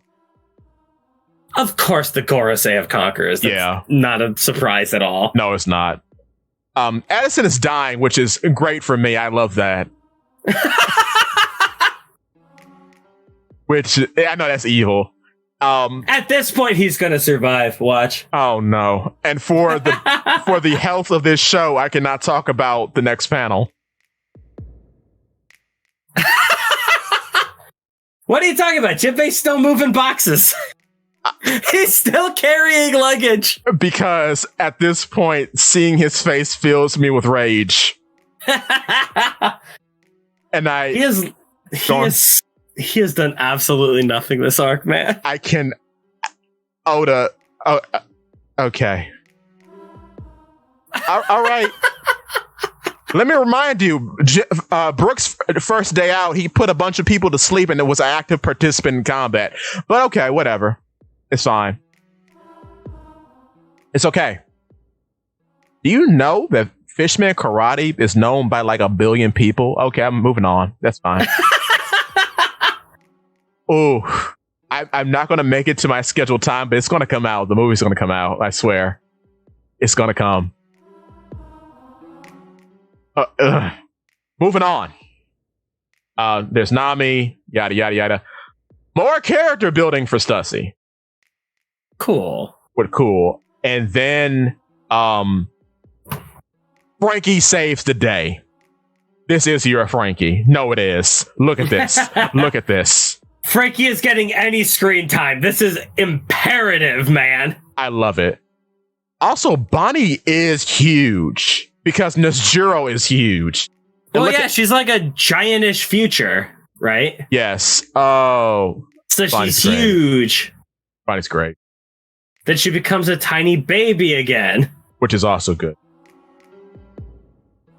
Frankie, that's a W father right there. The W father to Chopper? True. Don't you mean the W crazy grandma? Anyway. So mad. I'll never get over it. I will never forgive Oda for what he's done. Correct his mistake post haste. I'm waiting for the father moments from Jinbei, and I know everyone's going to be like, oh, that one time after Marie. I understand. I read the story. I know what you're talking about. A handful of moments don't make you a daddy. I was about to say, that's not a good father. That's a decent friend. That's a good mentor figure, which he was, which makes sense because he's an elder pirate, and he's not of the generation who's... Oh, okay, I'm stopping. Anyway. So Nesjiro gets a cool moment here. Nesjiro is based, bro. Oh my! He gets to cut all of Egghead in half. Yeah! Because he's like, I'm tired of this. It's time to kill Vegapunk by severing the brainstem. Yeah. I'm happy they are such efficient villains, because I was concerned. They're still going to lose tremendously and not get anything done from all this. True, but at least we have threats. Threats are here. Hopefully the Knights will be more threats, because we need more threats, because Luffy has gotten too ridiculous. At the very least, you can't say that the Straw Hats as an organization can really handle this by themselves. Right. Because Luffy maybe could handle a one-on-one fight. Yeah, with exactly one of them. Yeah. Which means that Zoro maybe could handle Nesjiro. On a very good day, perhaps. And then his horse head pops out of his chest like an alien parasite and bites Zoro or something. Because do you remember that? That was crazy. when Sanji kicked him, he lit on fire, and then his horse head came out of his burning corpse. Like what? What is that? So between Luffy, Zoro, and Sanji, they might be able to handle three of them. Yeah. The rest of the crew ain't taking out the other two. No, well, Zoro, we had to put a pin in because he could barely handle Lucy. So I don't know about that. Mink medicine. Consider this. I am still on the mink medicine agenda. Zoro needs to be weak right now. Or, hey, maybe he'll pray to Odin. Pray to Odin through Enma, and Odin would bless him more hockey. Maybe that.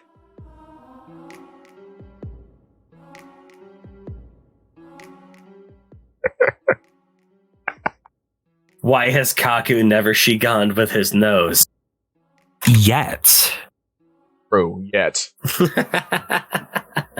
does we still have plenty of time. It's called Be Gone. Oh, okay. It's nose gun. Yeah, he has nose gun. Oh, cool. He did it in Ennis Lobby. That. I have not read Annie's Lobby in about 10 years. Fair.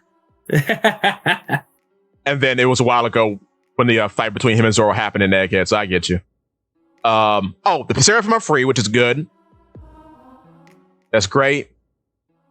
And we find out that the civilization was swallowed by the entire ocean. So we are on the tops of the civilization, and that makes up all the islands of the world. This is a crazy revelation.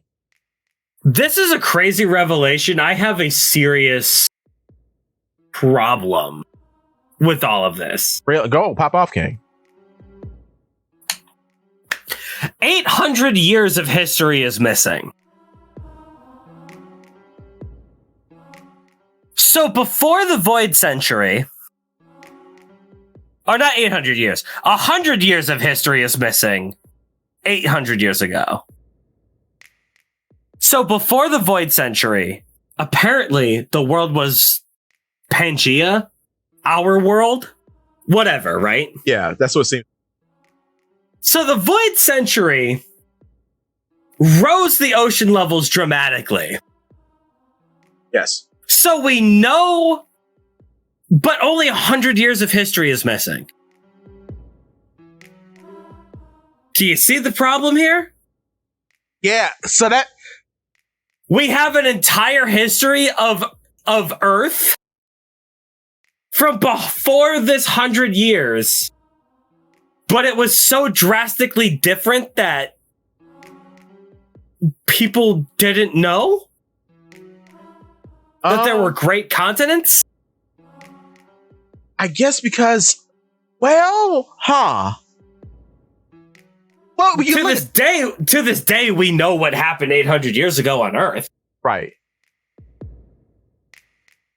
I guess because the technology was set. Well, if you look, okay, now to be fair, if you look at like all the islands we've seen in One Piece, all the civilizations that we've seen, everybody is in the boonies. We have had small sparks of like high technology, like mostly in Water 7 for the most part, like with the sea train and stuff.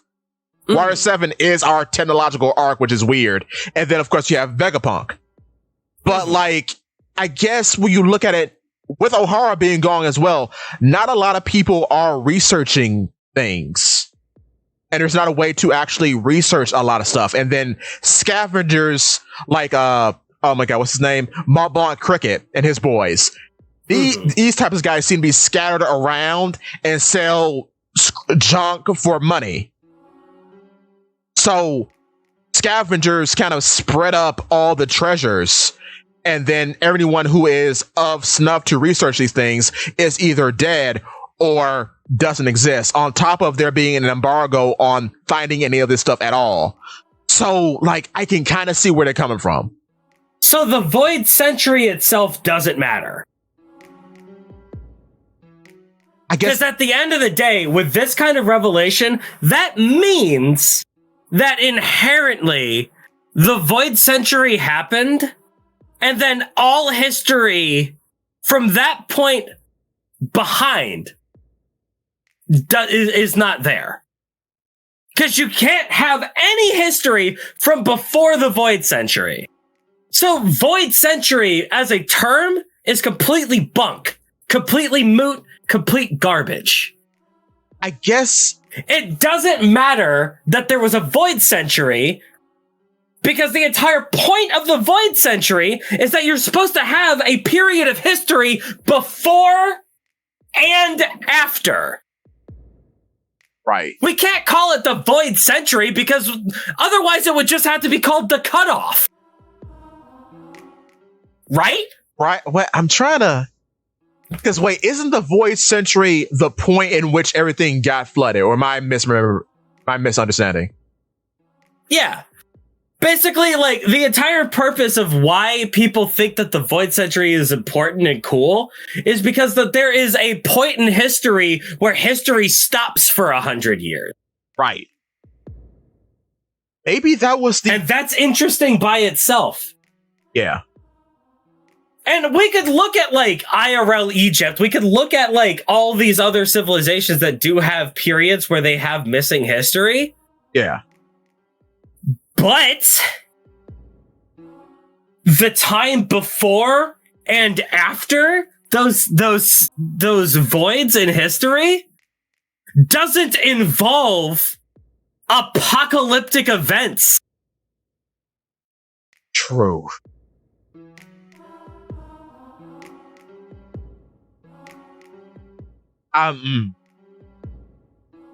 If we had 100 years of history now, where history didn't happen, and all of a sudden the ocean levels rise to, apocalyptic levels. Yeah. Do you think that anything would exist? Do you think that anything would exist beforehand that would show, like, the history that could actually, like, show that this was the way that it was? I guess is the question. Like, the entire world changed dramatically from one point of history to another point of history. But it's only that void that matters? I guess the void is when a significant amount was erased, like they maybe kicked the plan to high gear. Or maybe that's the point in which the war happened and really kind of sunk the Earth, or the One Piece world, rather. But then all the remnants are things that were salvaged from the time before, perhaps. Because then... this is a brain twister, actually. Question is, why does a void century matter? Yeah. If there is no history from this point backward? True. A void century implies that there was history before. But if there was history before, then we should know that the world was in a very different state. Right? Right. This is hard. That's my question. I know this is a cop-out. Perhaps we need more information. Always do. Because I didn't even think about that. Wait a minute. Okay, so we have... Okay, one more time. We have a time before. We have a time before. We don't know the context of the time before. We have the Void Century. World changes in the Void Century. And then we have the now. Mm-hmm. So I guess maybe testing started in the time before. War broke out during the Void Century, because the Void Century could have lasted 100 years. I guess. I mean, obviously, it's a century. Right, yeah. I mean, the war, actually. The actual war. Yeah. The actual fighting. Maybe it's a war that lasted that full century. The war itself sunk the Earth. Mm-hmm. Then, from what we have seen, the world government won. Yeah. Okay. Then I guess you could say, from that point forward, much like what we've seen before in One Piece, maybe there was a worldwide raid of anything that was before, and they sunk it. Because we've seen that they're very, what's the word for it? Active. Mm-hmm. And erasing information. Therefore, that means that's why the poneglyphs are so important, because they can't be destroyed. If that makes sense. If I'm getting what you're saying.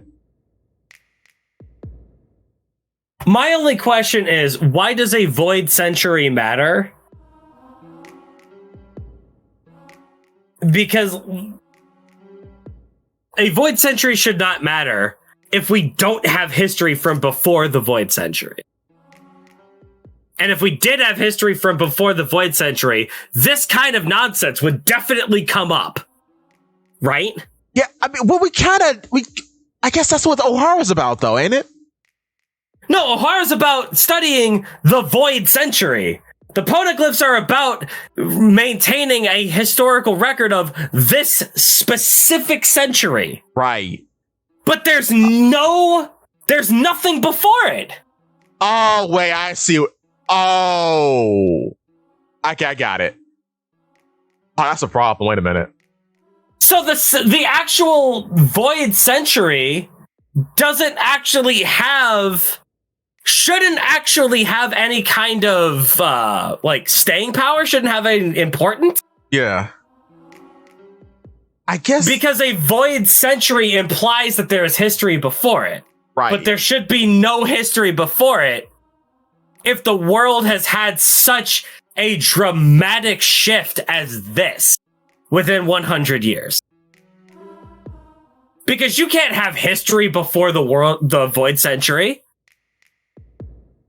If there's a known history from before the void century, then people should know that there used to be a lot more land in the world, right? I think that's the point, though. The point I don't know. But go on. No, I'm sorry. I'm trying to pick up. Wait, that's the point, though, right? Like, there's a void century. Mm. People don't know there's history from before. That's intentional. Maybe it's because... So why is the century important? Because the century is the point of erasure. The point is to... the point of erasure is any time from before a set point. Because there's no history beforehand. Right. Ah.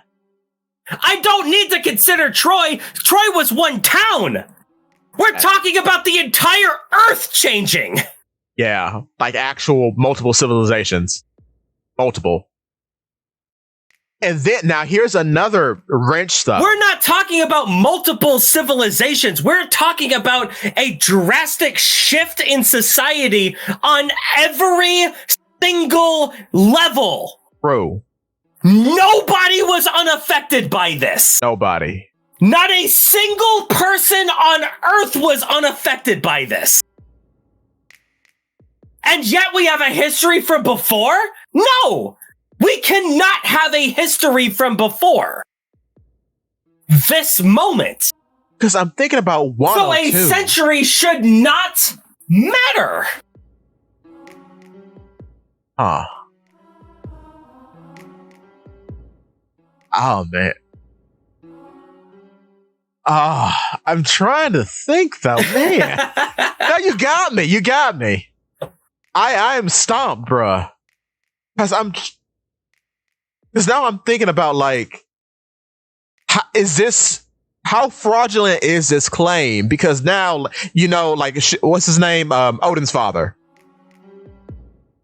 He knows Yeah, go on. He knows there's a history before the current Wano because he's seen it through that little porthole where he keeps his tchotchkes or whatever. So, like... But that is, like, need to know practically poneglyph level stuff. Yeah. Is there a history before the Void Century? There would be. Can there possibly be a history before the Void Century? How old is what's her name? Odin's wife. Wait. Toki? Toki's 8, right? 800? We don't know exactly. I don't think so. We can assume that she is from the Void Century. Right. Based off of how many times she has popped forward. But she's from an isolated country, so she wouldn't know anything. But she is from Wano, I guess. Yeah. But what I'm saying is that, like, with a revelation like this, yes, you couldn't have a history beforehand without it being very suspicious, without it being weird that nobody could know this. Right. Otherwise, the fact that there is a Void Century should not be important. The Void Century should have importance because that should be the only time in history in which we don't have the history. But with a drastic shift in the entire planet at this scale, we should have no history before the Void Century. Or else people would know. But then look how many generations there have been. And then maybe like there was like a mass information scrub. So you kill anybody who would know anything. So what makes the century important?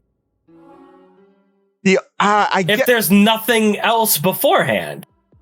I guess the only importance of the century is the act of erasing the history before.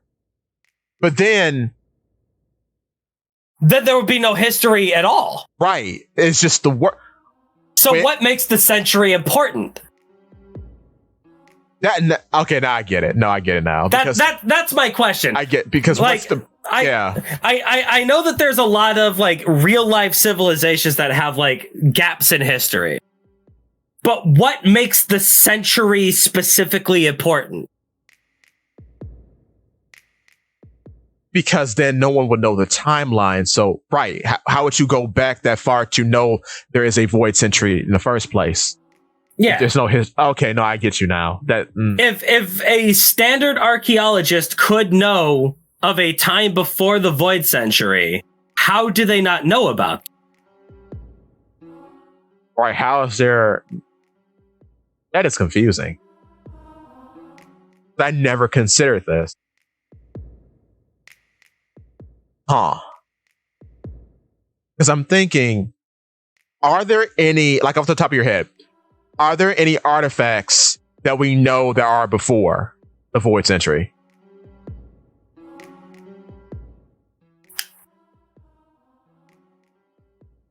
I mean, probably. Because I'm trying to think. I mean, there's that peephole in Wano. There's the people that exists before the Void Century. Yeah, like the poneglyphs seem like they were a rush drop during the 100 years. Mm-hmm. Like they're a journal of the events as they were happening within that time. That's what they appear to be. Yeah. But then...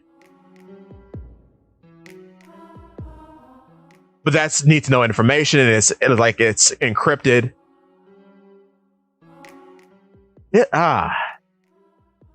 I guess we gotta table it. Because I'm... Yeah. My only question is, why is this century important? Yeah. Why is this period of 100 years important?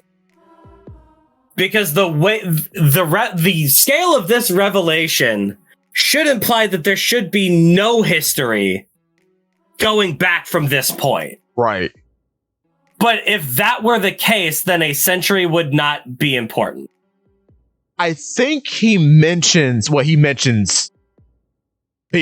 that's not even the point, though, because I was going to say, like, in the next chapter, he mentions the erasure and the nature of the erasure, but not anything dating before the 100-Year War. We're only focusing on... Go on. If it turns out that the Void Century is longer than a century, then yeah. That means that it was just misidentified. Yeah. Which could be a retcon coming in the future. Oh, Lord, don't say that. Oh. Or they could only know of 100 years of said war going on. It could have been longer. So they just call it the Void Century, but it could have been like a millennia. Then what makes the century important? Yeah, I guess the century... If you're going to coin the term Void Century, that means you probably have historical records from before.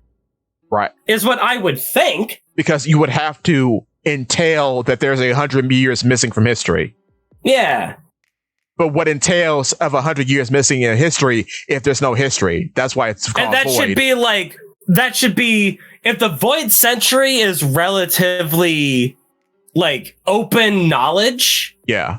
If a regular person could know about the Void Century, then it should be open knowledge that theoretically there should be something before this.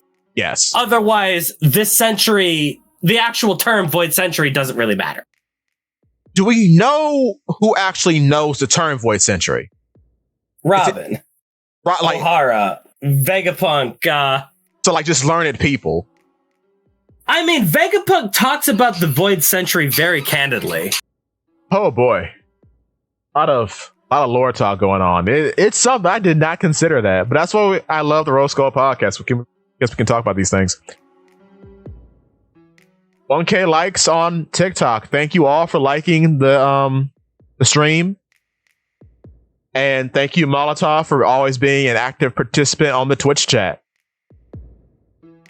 I joke about banning you a lot, Molotov, but I love you, dog. Thank you for participating.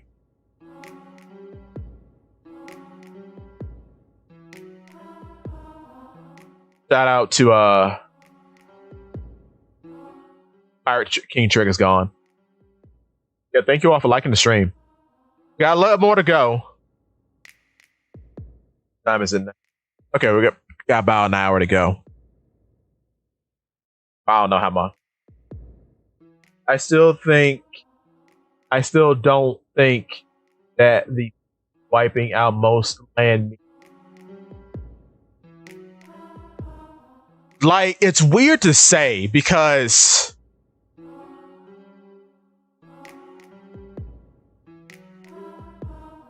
the history that we know of is in isolated places like the Sky Islands and such. But like, that's a good question. Well, no, Nolan would have to be younger than the Void Century because he happens afterward. It only would mean that you have no idea what civilizations were after they did this. That's true. That's true because of their erasure. This is a topic. This may be the topic title of the stream, actually. This is a good conversation.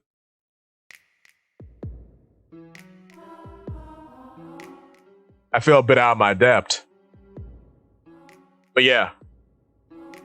It's certainly something to take note of because we don't know the exact ins and outs of what's going on here. But it seems like from there being places that have history was salvaged. So maybe to other people, there is no void century. There's only a void century to those who have had a way to study history somehow. Vegapunk talks about it, and then the scholars of Ohara know about it. So maybe to everybody else, information has been lost because of the Great Cleansing, and whatever their culture is, that's how it is. Because then, too, thinking about Fishman Island, it's weird that they don't know anything. But Fishman Island's a whole nother kettle of fish. And I made the pun on purpose.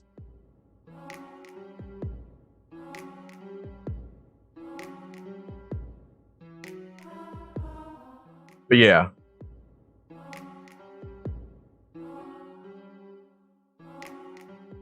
Man, that got me thinking. Bruh, that has me thinking. What would that mean? Because so does that mean, like, imagine NYC goes underwater. We would still have records of NYC. This would know where 800 years, where it is like 800 years in the future. That's true. But I think with this situation here, it's kind of like if the government went on the internet and scrubbed all information of NYC. You know? And then only like a few people know about it. Because I think maybe there's like the best map from 800 years ago looked like a drawing. That's true.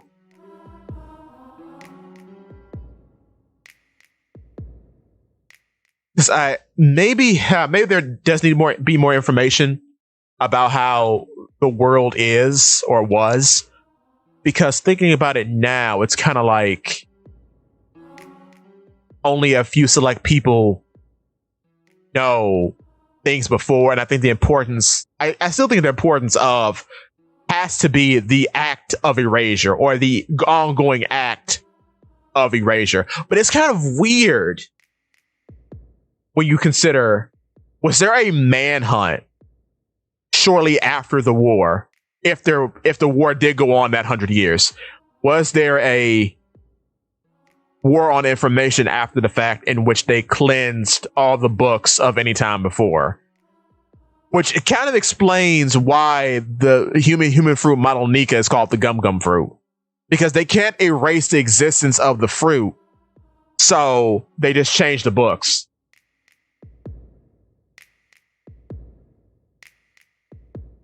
So, and it could be, that's a point. It could be like there are things from times before, but there are no records of it being from a time before, so you don't know what you're looking at. That could be it. So effectively, a void century doesn't actually matter because actually they were covering up all of history from before this point. Basically, it's like a war on. That is the only way that this could even theoretically make sense. Because it makes sense, like, okay, war goes on, and I know I'm reiterating the point, but like war goes on, Joy Boy loses, the forces of Joy Boy lose. Yeah. We clean the books, right? And then every person from around the world, unless you're a nerd, doesn't know what they're looking at. They know it's old, they don't know what time from it, where it's from in time. Yeah. It's totally displaced. But if you have the technology or the research or the means to find research, because we know Clover was a big pirate, he was going around the world finding books. So you kind of take all these threads from around the world together and then start to make a hypothesis, because anything Clother said was presented like a hypothesis, and Vegapunk is presenting this as a more, I guess, what do you call it? Research hypothesis based on people who came to the same conclusions. So no one really knows everything, but from the scraps that were left behind, we consider that there was a place from before, and only a few people know that there was a time from before. The reason why the Void Century matters is because that's when everything got erased from before. So there is no regular history from before the Void Century. No, because it's threadbare and or cleanse. Yeah. So effectively, the term Void Century shouldn't even mean anything. No, there's practically no history from before this point. Yeah, because and again, that's what I'm saying. Yeah, I agree. The importance of a Void Century should imply that there is standard knowledge of a time before, but something this insane would mean that no, there can't be history from a time before. So all history from this point onward is just bunk. It's bunk and or displaced. So a Void Century is actually not important at all. No, I think it's just a way to coin a time for where history stops and we don't know where anything is before that, I guess. And I know the history from before could be world government fabrications, but still. Yeah. What history? The only thing we know from beforehand is that 25 countries existed. Right? Right. And then two, and this is more so going into more recent piece, why is the Nefertiti family so important in that? You gotta get what I'm saying? What role did they play during the time of Joy Boy in which they were both, I guess, spared from the other members of the world government? At the same time, they rejected ascension into becoming a celestial dragon. Yeah. That's weird in itself, because you think about it. If we're saying there are two sides, right? There's Joy Boy's side and then there's the world government. Why is Nefertiti allowed to be in the middle? Why is the Nefertari still allowed to exist if they went against what Eam wanted? Right. Specifically. And then if they didn't Should that not have been the first Buster call? Exactly. No, absolutely. It makes you are both allowed, you are split up because we don't know where Lily is. You are allowed to continue, which I guess that was enough because Lily might have been the information holder in the family. I don't know. Excuse me. You're allowed to split up, continue, but also still have knowledge of a time before. And why wasn't their poneglyph removed? That's weird too. Why wouldn't you go there? I guess they never found it. Odd. But okay. I guess so we should. Effectively, at this point, it means that history from before a certain point doesn't actually exist. It doesn't mean anything. Yes. Which means that the Void Century has lost a lot of its own weight. Other than this is a time that an event happened. Yeah. And also, the world itself doesn't have a history, which makes the world feel smaller. Oh. That's that's really what I'm getting at here. Yeah. I guess don't look at it as a small sheet of paper. Look at it as a big blank canvas. At the end of the day, Eam knew what the poneglyphs were. Yes. Eam wasn't Eam or whoever they were sending was not oh, that's a funny rock. Right, no. It would be you need to find this exact thing. Exactly. Then again, Eam has never been about giving exact orders. Nico was just allowed to exist on the ocean for 2 years before anyone even noticed. Which I get. They really do operate on thoughts and prayers a lot of the time, which is very odd. Because I guess it's the matter of, okay, we know that the Nika fruit exists, but we don't really think that anybody would awaken it. Mm-hmm. And if you look at Luffy, despite all his accolades, he's still just a funny lad from the East Blue. And Death for Awakening is a big thing because you look at guys like Kaido, he's not awakened, as far as we know. So awakening is something not easy to achieve because look at all the awakenings we have in the series. There aren't that many. Yeah. So I guess it's like, even if someone eats the fruit, preferably a human, you're going to have a useless a lot in life anyway because you're just going to be a little rubber freak. And then to actually imbue the tenets of Nika is something kind of, I guess, hard to do. So the likelihood of someone like that coming again is unlikely. I guess that's what they were thinking. But, yeah. I don't like it. I know. I don't like it. In other news, we find out a warship from the Navy is 60 meters tall. And Rocio from Mocktown is not dead.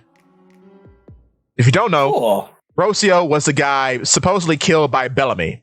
But he is the only one not laughing at Mocktown when Vegapunk is explaining. He's the guy in the middle. Fair. And just like wrapping up 115 here, we have... Yeah, we've already been going for 2 hours at this point. We'll try to... Oh, what a chapter! What a chapter. To be fair, 116 is shorter, so we'll go a little quick on that. Yeah, 116 doesn't have as much world-ending implications. True. We see Miss Golden Week again for the first time, and I was right in a video I made a while ago. She did not mature. She's 18 years old now, and she's still a baby. Well, yeah. I like her apple hat that looks like Vegapunk's antenna, though. That's good. Also, we have Miss Valentine's Day. Coincidence? I don't know. Yeah, it is. Is she Vegapunk 8? Have you heard the Vegapunk 7 rumors with Kid? With Kid, yeah. Oh my god, bruh. Because he had Punk 07? How interesting! No, I don't participate in that type of theory crafting. It's fun, but I don't, because that's kind of dumb to me. I'm sorry. And I know I make a lot of wild claims, but I can't. We see Chopper's mother again. That's good. Always like old piece. And oh yeah, we get Vivi, and we have what? Wapple in the background, baby. Oh yeah, Wapple. Yes, love me some Wapple. And then we find out that the Great War is still ongoing, with Eam doing their best dragon impression and saying nothing. Interesting. I hope Eam looks stupid. I need Eam to look stupid, man. I will tell you this. From chapter 116, Eam could be the community's new waifu. With a male voice. Because someone brought up something I think it was Randy Troy. Do you remember when Sanji got changed into Nami's body and how he still had the same voice actor in Nami's body? Uh-huh. Keep that in mind. Oh boy. So you think somebody op-opt Eam into like yes. Nefertari Lily's body? Yes. Oh jeez. And now it's just a hot Vivi with a male voice. I don't like that. Yeah. I don't particularly care much for that. Well, we have Kinemon's wife in the cover story. That's good. Thank the Lord. She has healed up from her injury. She has a little scar over her eye. Yamato is huge, which makes sense because she's like 8 feet tall.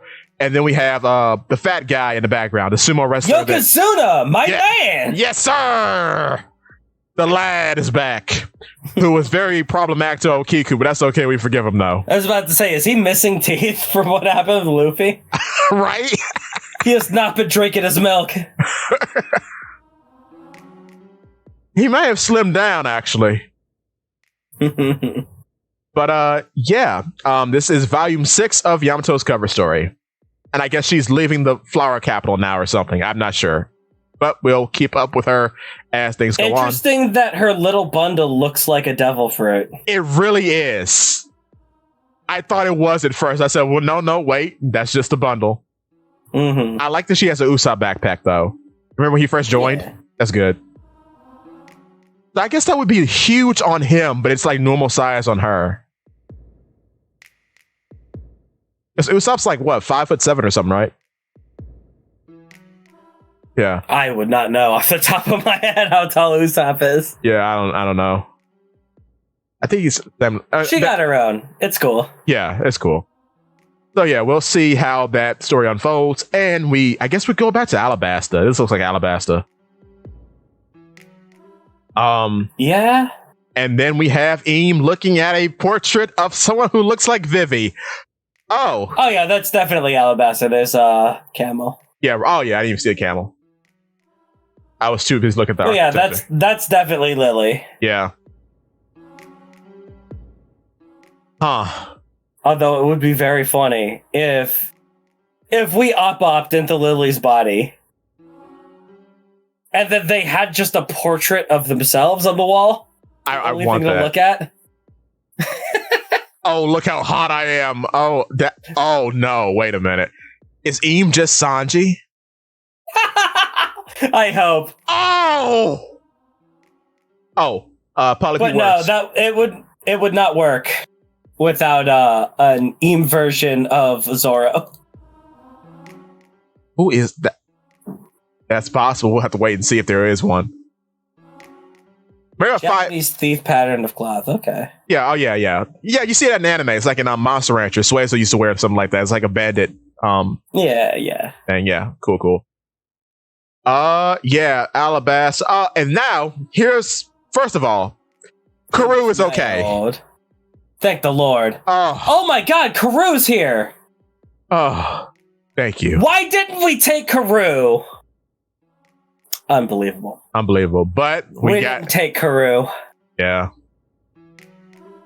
But point of interest. This is the first missing poster in the series. True. I wonder, will that mean in the future? Because a missing poster could turn to a wanted poster. Or alive. Wanted, alive. Yeah. It's effectively the same thing. Yep. Like, Sanji got that. Yeah. Now, here's another thing. Cobra's tomb. What's up? Yeah, they're having a thing for Cobra. Is he dead? Because he's smiling in the photo, which is weird. Ain't no way that Eam let them have Cobra's body. It don't make sense. I'm gonna guess they're assuming he died because Cobra and Vivi are missing.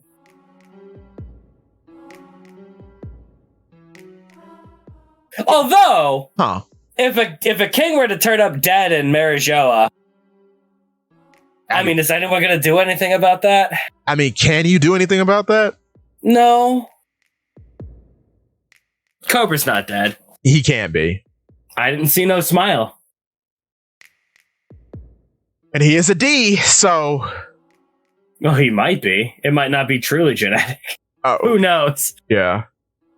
And then we have the best guards in the world, Chaka and Pell. My mans. It would have been really useful to have a bird who can survive a nuke at your side against a bunch of mythical zones. But anyway, sure is nice that Chaka's getting more panel time than Carrot. To say goodbye. we can't go back. We have to go forward. Do it for her. Refuse. I refuse. This nerd keeps talking about how he wanted to uplift poor countries, which is cool. Oh my God. Cobra fell down the stairs. He did. Another victim to down D stairs. What a treacherous villain that down D stairs is. The 11th Titanic captain down these stairs. Working for Blackbeard. Prime emissary of Blackbeard. Is that what Caribou was the whole time? Yeah, baby. Or is Caribou what makes down stairs more dangerous than being made of mud? And bottomless? You'll keep falling forever.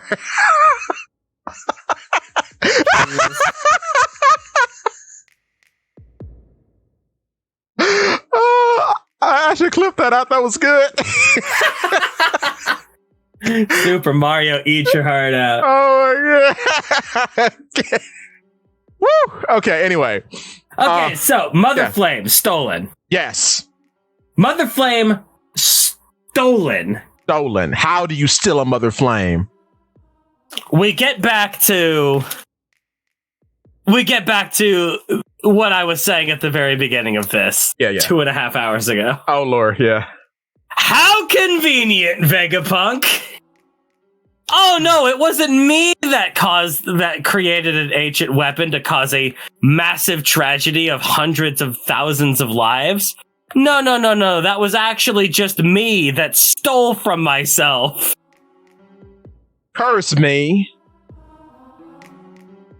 Oda is doing everything in his power to make sure that Vegapunk is completely and utterly sinless. And I'm sorry, it's going to come back on him in one way or another. Because here's the point. Why would York do all of this? Yeah. Like, you can't escape him being bad. He's not going to be a saint out of this. He has to be bad in some respect. Why would you try so hard to make him come across as the goodest of guys, man? Vegapunk should be the ultimate, like, gray character in this series. I'm not asking that he'd be like wringing his hands and like creating terrible atrocities, but can we stop hand waving every single thing he's ever done? It's weird. Because here's the thing. It's all painted with a very dark gray, but everything we've seen from him has been a secret atrocity. Turning gunpowder into flowers is not a good thing. And the fact that he spreads all this technology out freely or in the hands of incapable people like the Marines brings it to the understanding that it can be used for evil. And what's even crazier, you can't even have pirates fight Cypherpole members because they pick up their techniques. So yeah. the Marines as a whole are a very leaky vessel. I guess the world government as a whole is a very leaky vessel.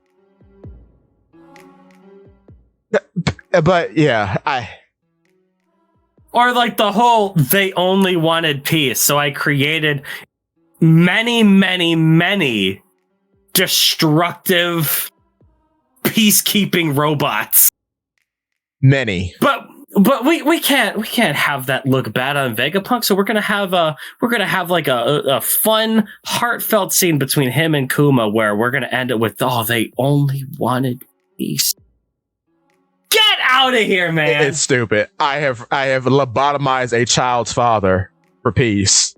He still did it! He still did it. Stop trying to hand wave it away! It's crazy, bruh. I don't get his handlement. Like, I created the Mother Flame. It's going to be like this great big source of energy that will help the entire world. Like, you know, thrive and flourish. So let that be used for evil. Don't be like, oh, a portion of it was stolen from York. And then what does this do? And then York is you, so you are evil. There's something in York that makes her evil. And but even York was like, oh, maybe he was actually a cool and good guy after all. Whoa. I hope she never says that. Like, that's basically what she said in this chapter. Oh, wait, really? If you scroll down to what York was saying... Okay, wait. She's like, I know that you're a terrible liar and a lousy actor. Why were you so surprised when it was me that betrayed you? I think she's... Why were you actually mad at me? Why, if you knew, why did you want me to feel good about what I was doing? Huh. Oh, he was actually cool. Oops. That's York's character arc right now. That's the route we're going towards. Really? Because I did not see it that way, bruh.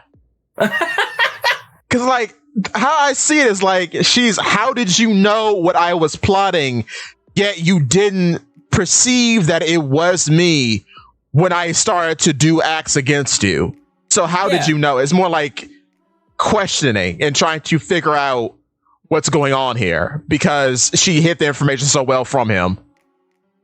I just get that one panel of her face going, you were genuinely surprised. Right? That doubt speaks volumes for what is going to be planned for her in the future, man. Oh no. I hope she's evil. Come on. We can't let it. We can't just let Vegapunk have a single shred of himself that is actually bad. Because One Piece doesn't do good or evil in grays. One Piece is either you're the goodest boy or you are evil incarnate. Well, maybe she does want to poo for herself, Molotov. Maybe she does.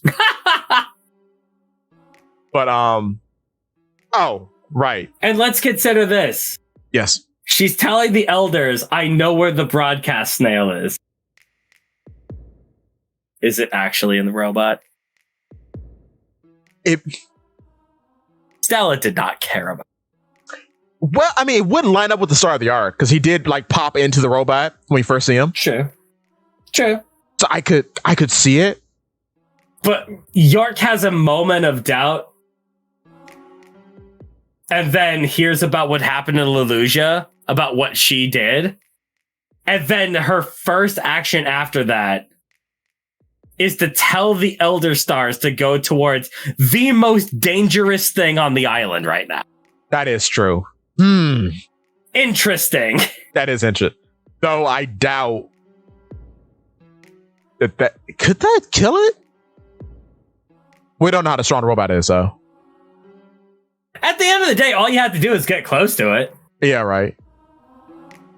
I mean, theoretically, with how powerful the Elder Stars are, do they even have to get near it?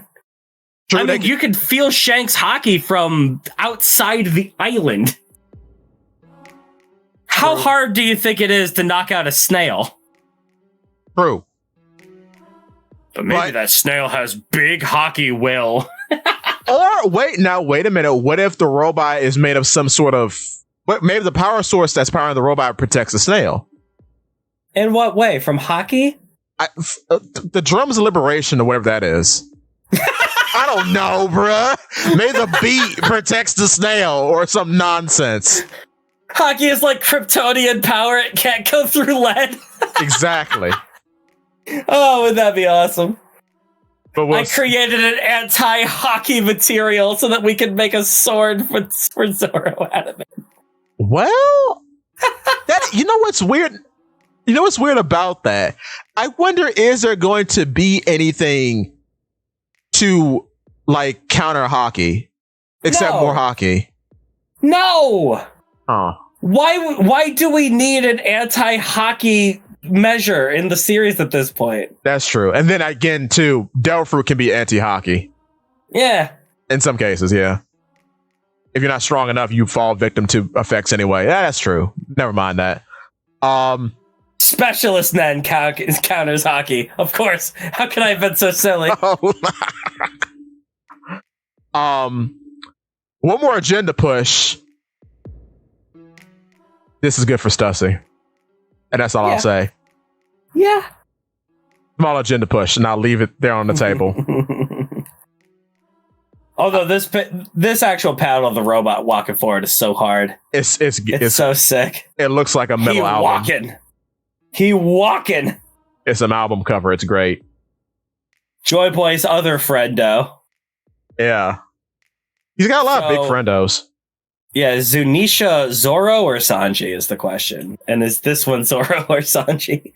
That looks like a Zoro because a horn is missing. To like replicate like Zoro's missing eye. Maybe.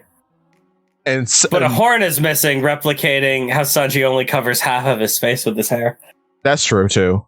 No, Zunisha has long legs. Sanji kicks. True. I mean, theoretically, if the Pirate King has his wings, wouldn't Joy Boy have his wings? True. Would that be Zunisha and his friendos, or is that completely uninvolved? I mean, we don't know what the crew was. We don't know what the first pirate crew looks like. So, yeah, it would make sense that he would have wings, which would replicate every other pirate crew in the series. So I think so. Also, my theory of the Ancient Kingdom being a giant pirate fleet is probably already dead. Unfortunately. It could happen we don't know how big Joy Boy's fleet was. We don't, but basically it said that Joy Boy was born to an ancient kingdom. And then he took to the seas.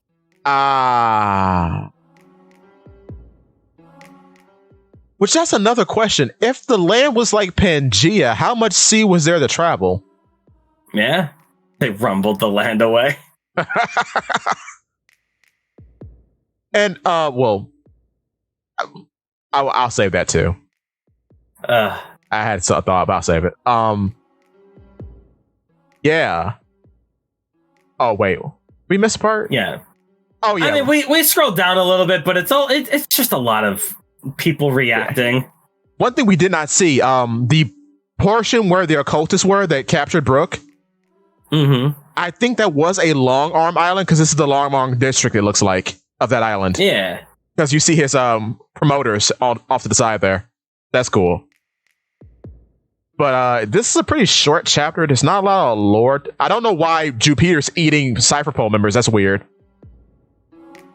I think Minnie mentioned something about this. Shout out to Minnie, Digital Burrow. Yeah. Getting rid of all of the life forms so that they could sense the snail. That makes a lot of sense. Good on Minnie. That's good. I mean, he's sucking. He's sucking them up. Oh, boy. Actively committing cannibalism. Oh, yeah. Workery isn't in the call because he's busy dealing with Funny Rubber Man. Yeah. And then, So, I guess Eam has Uranus. It's basically been confirmed by... Which... Okay, there were once 3 great ancient weapons. Okay, so Uranus is one of them. Yeah, which I recently found out the first time we are privy to the name Uranus is from Neptune talking to Robin. I didn't know that. Yeah. That's Uranus. Yeah. We have Pluton at the bottom of the sea. Yeah. And Frankie, who knows how to build that. Right. On the island. Yes. And we do nothing with that. To that, I say be patient. It wasn't his year yet. That's true. But what's weird about this is that how is Poseidon a weapon? How does her power get passed down? Because it's weird that we've got device, ship, lineage of an ability that gets passed down through the generations. Yeah. They don't match up. Now, an old theory that's been floating around the community for years is that there are 2 sets of weapons, which I can kind of get behind because Poseidon is so weird in comparison to the other 2. So you think we're going to get 3 more? Like there are 6. Like there are 3 weapons of the kingdoms and then 3 weapons of Joy Boy.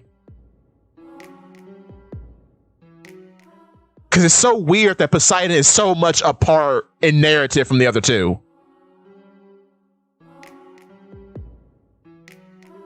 And Joy Boy is the only one who interacts with that weapon, it seems, because there's a poneglyph left on Fishman Island.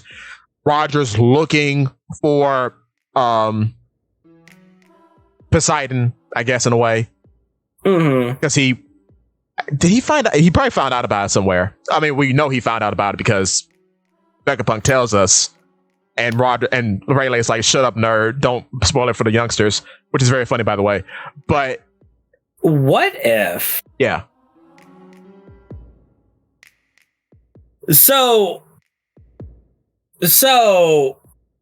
what they're saying here is that Joy Boy tried to push the weapons down to future generations, right? Yes.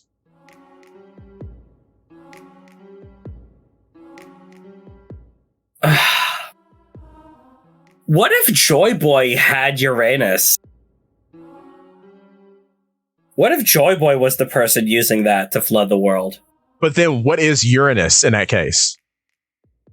Good question. Is it the devil fruit?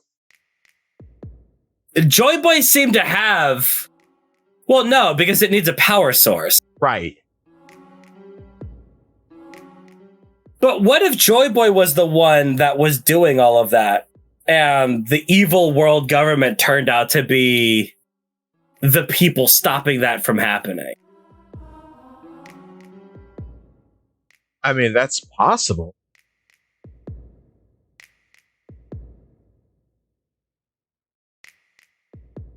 Huh. Because now... Here's the Joy weird... Boy had a lot of counter plans to the entire Earth being flooded. Which is also weird that he has plans. If he's anything like Luffy, because Luffy doesn't make plans. Yeah. That's weird in itself. But like... Okay, two things are weird. Okay, so talking about Uranus, right? Let's say the Mother Flame is Uranus. Mm-hmm. In the story, there have been two things that look like Uranus. One, the Maxim has the same effect as Uranus. Not to the same scale, but it's similar. Because it did destroy an island.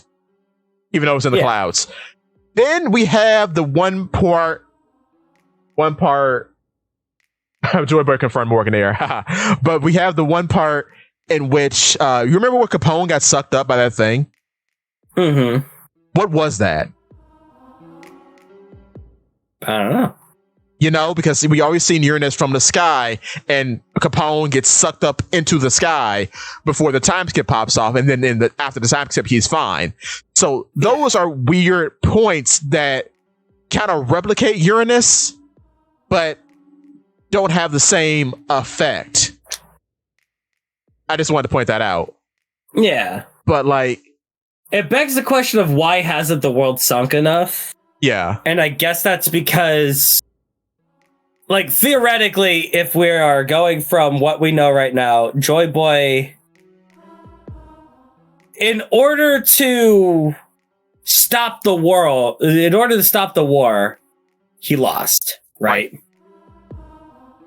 Yes. Meaning he probably stole the original Mother Flame, or whatever it was that was powering Uranus, or whatever, right? Right. So in order to do it, he had a great detriment of, I have to get this out of the picture.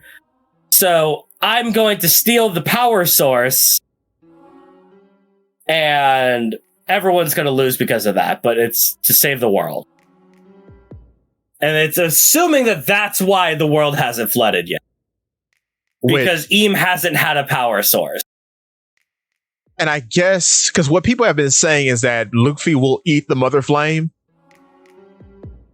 That's interesting. Which... Good. What's interesting, too, is that... Shout out to a lot of people on TikTok, because there's been... I'm going to say something you don't like. Oh, boy. Are you familiar with Red Hawk? Oh, because it is fire? Yeah. And Mother Flame is built off of that? Yeah. So what if already eaten the mother flame? Was it part of his Nika fruit? Yeah, because he is the sun deity. Fire creation is just part of his power set. Yeah. Which. Boo! Yeah. Boo! Yeah. It is, and then I do like that ruins the whole Ace thing. No, Yeah. I don't like it. Throw it in the trash. I don't like it. We aren't allowed to have soul. It all has to be tied to lore now. Bruh. But yeah, I'm saying is like, if Joy Boy got rid of the power source and that's why the world hasn't sunk, is one story. The other reason why the world hasn't sunk yet, yeah, is because Joy Boy was the one using that power. I guess in order to preserve the history, he found it best to put it in the ocean. Or he was trying to win the war at any means possible. Yeah. If it meant using this thing to try to stop them. And then that didn't work, so he gave up. Or he didn't want to destroy the world entirely. But it would also make sense that the world's first pirate would want to expand the ocean. Yeah, because it's like, say, you all keep us locked up in our various countries, so therefore I will make a world in which anyone can seek their freedom. Yeah. What if Rox and, to an extent, Blackbeard are both extensions of Joy Boy in the fact that they are, like... What's the word I'm looking for? They're like parables of what happens if you take freedom too far. Yeah. And then Luffy is the one who breaks that mold. By being everything that they are, but better. Right? Yeah. And I guess the mirror story to that would be Buggy. Yeah. Yeah. Because Buggy is about the romance of adventure. That's why he is seeking the One Piece now. Yeah. Because he always had it. He just kind of stole it away because Shanks kind of stole it from him. I guess. In a way. And maybe that's what the big punchline was. Is that the world government was the good guys the whole time. Who knows? Oof. Is that an oof? I would laugh. I would laugh. I would laugh and then I would cry. It truly was a laugh tale. Is that very Naruto pilled? That's not that Naruto. The world government were the good guys? That's not Naruto. It feels like Bleach pilled.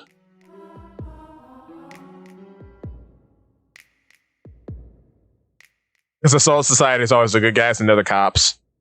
Yeah. Because Naruto. Or is it Naruto pilled that, like, Luffy is the one who rises above? Yeah. It's Naruto pilled that Luffy's the one who rises above. Yeah. But everyone else is like, a version of their past self, yeah. Yeah. That is true, but Japan loves that nonsense, man. So is it just Goku pilled? And then Joy Boy is a representation of America at the end of World War II. Spamming this ancient weapon. So everyone can have their freedom.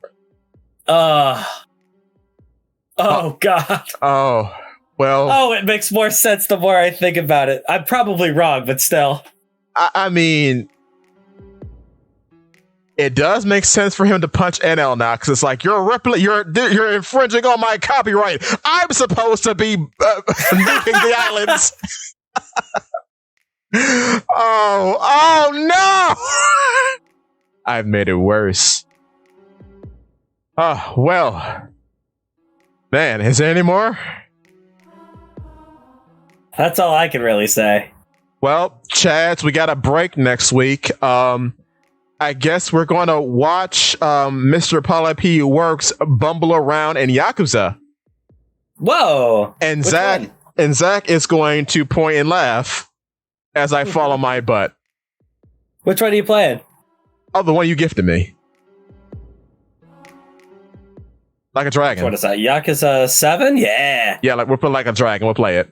I think that'd be fun. Game.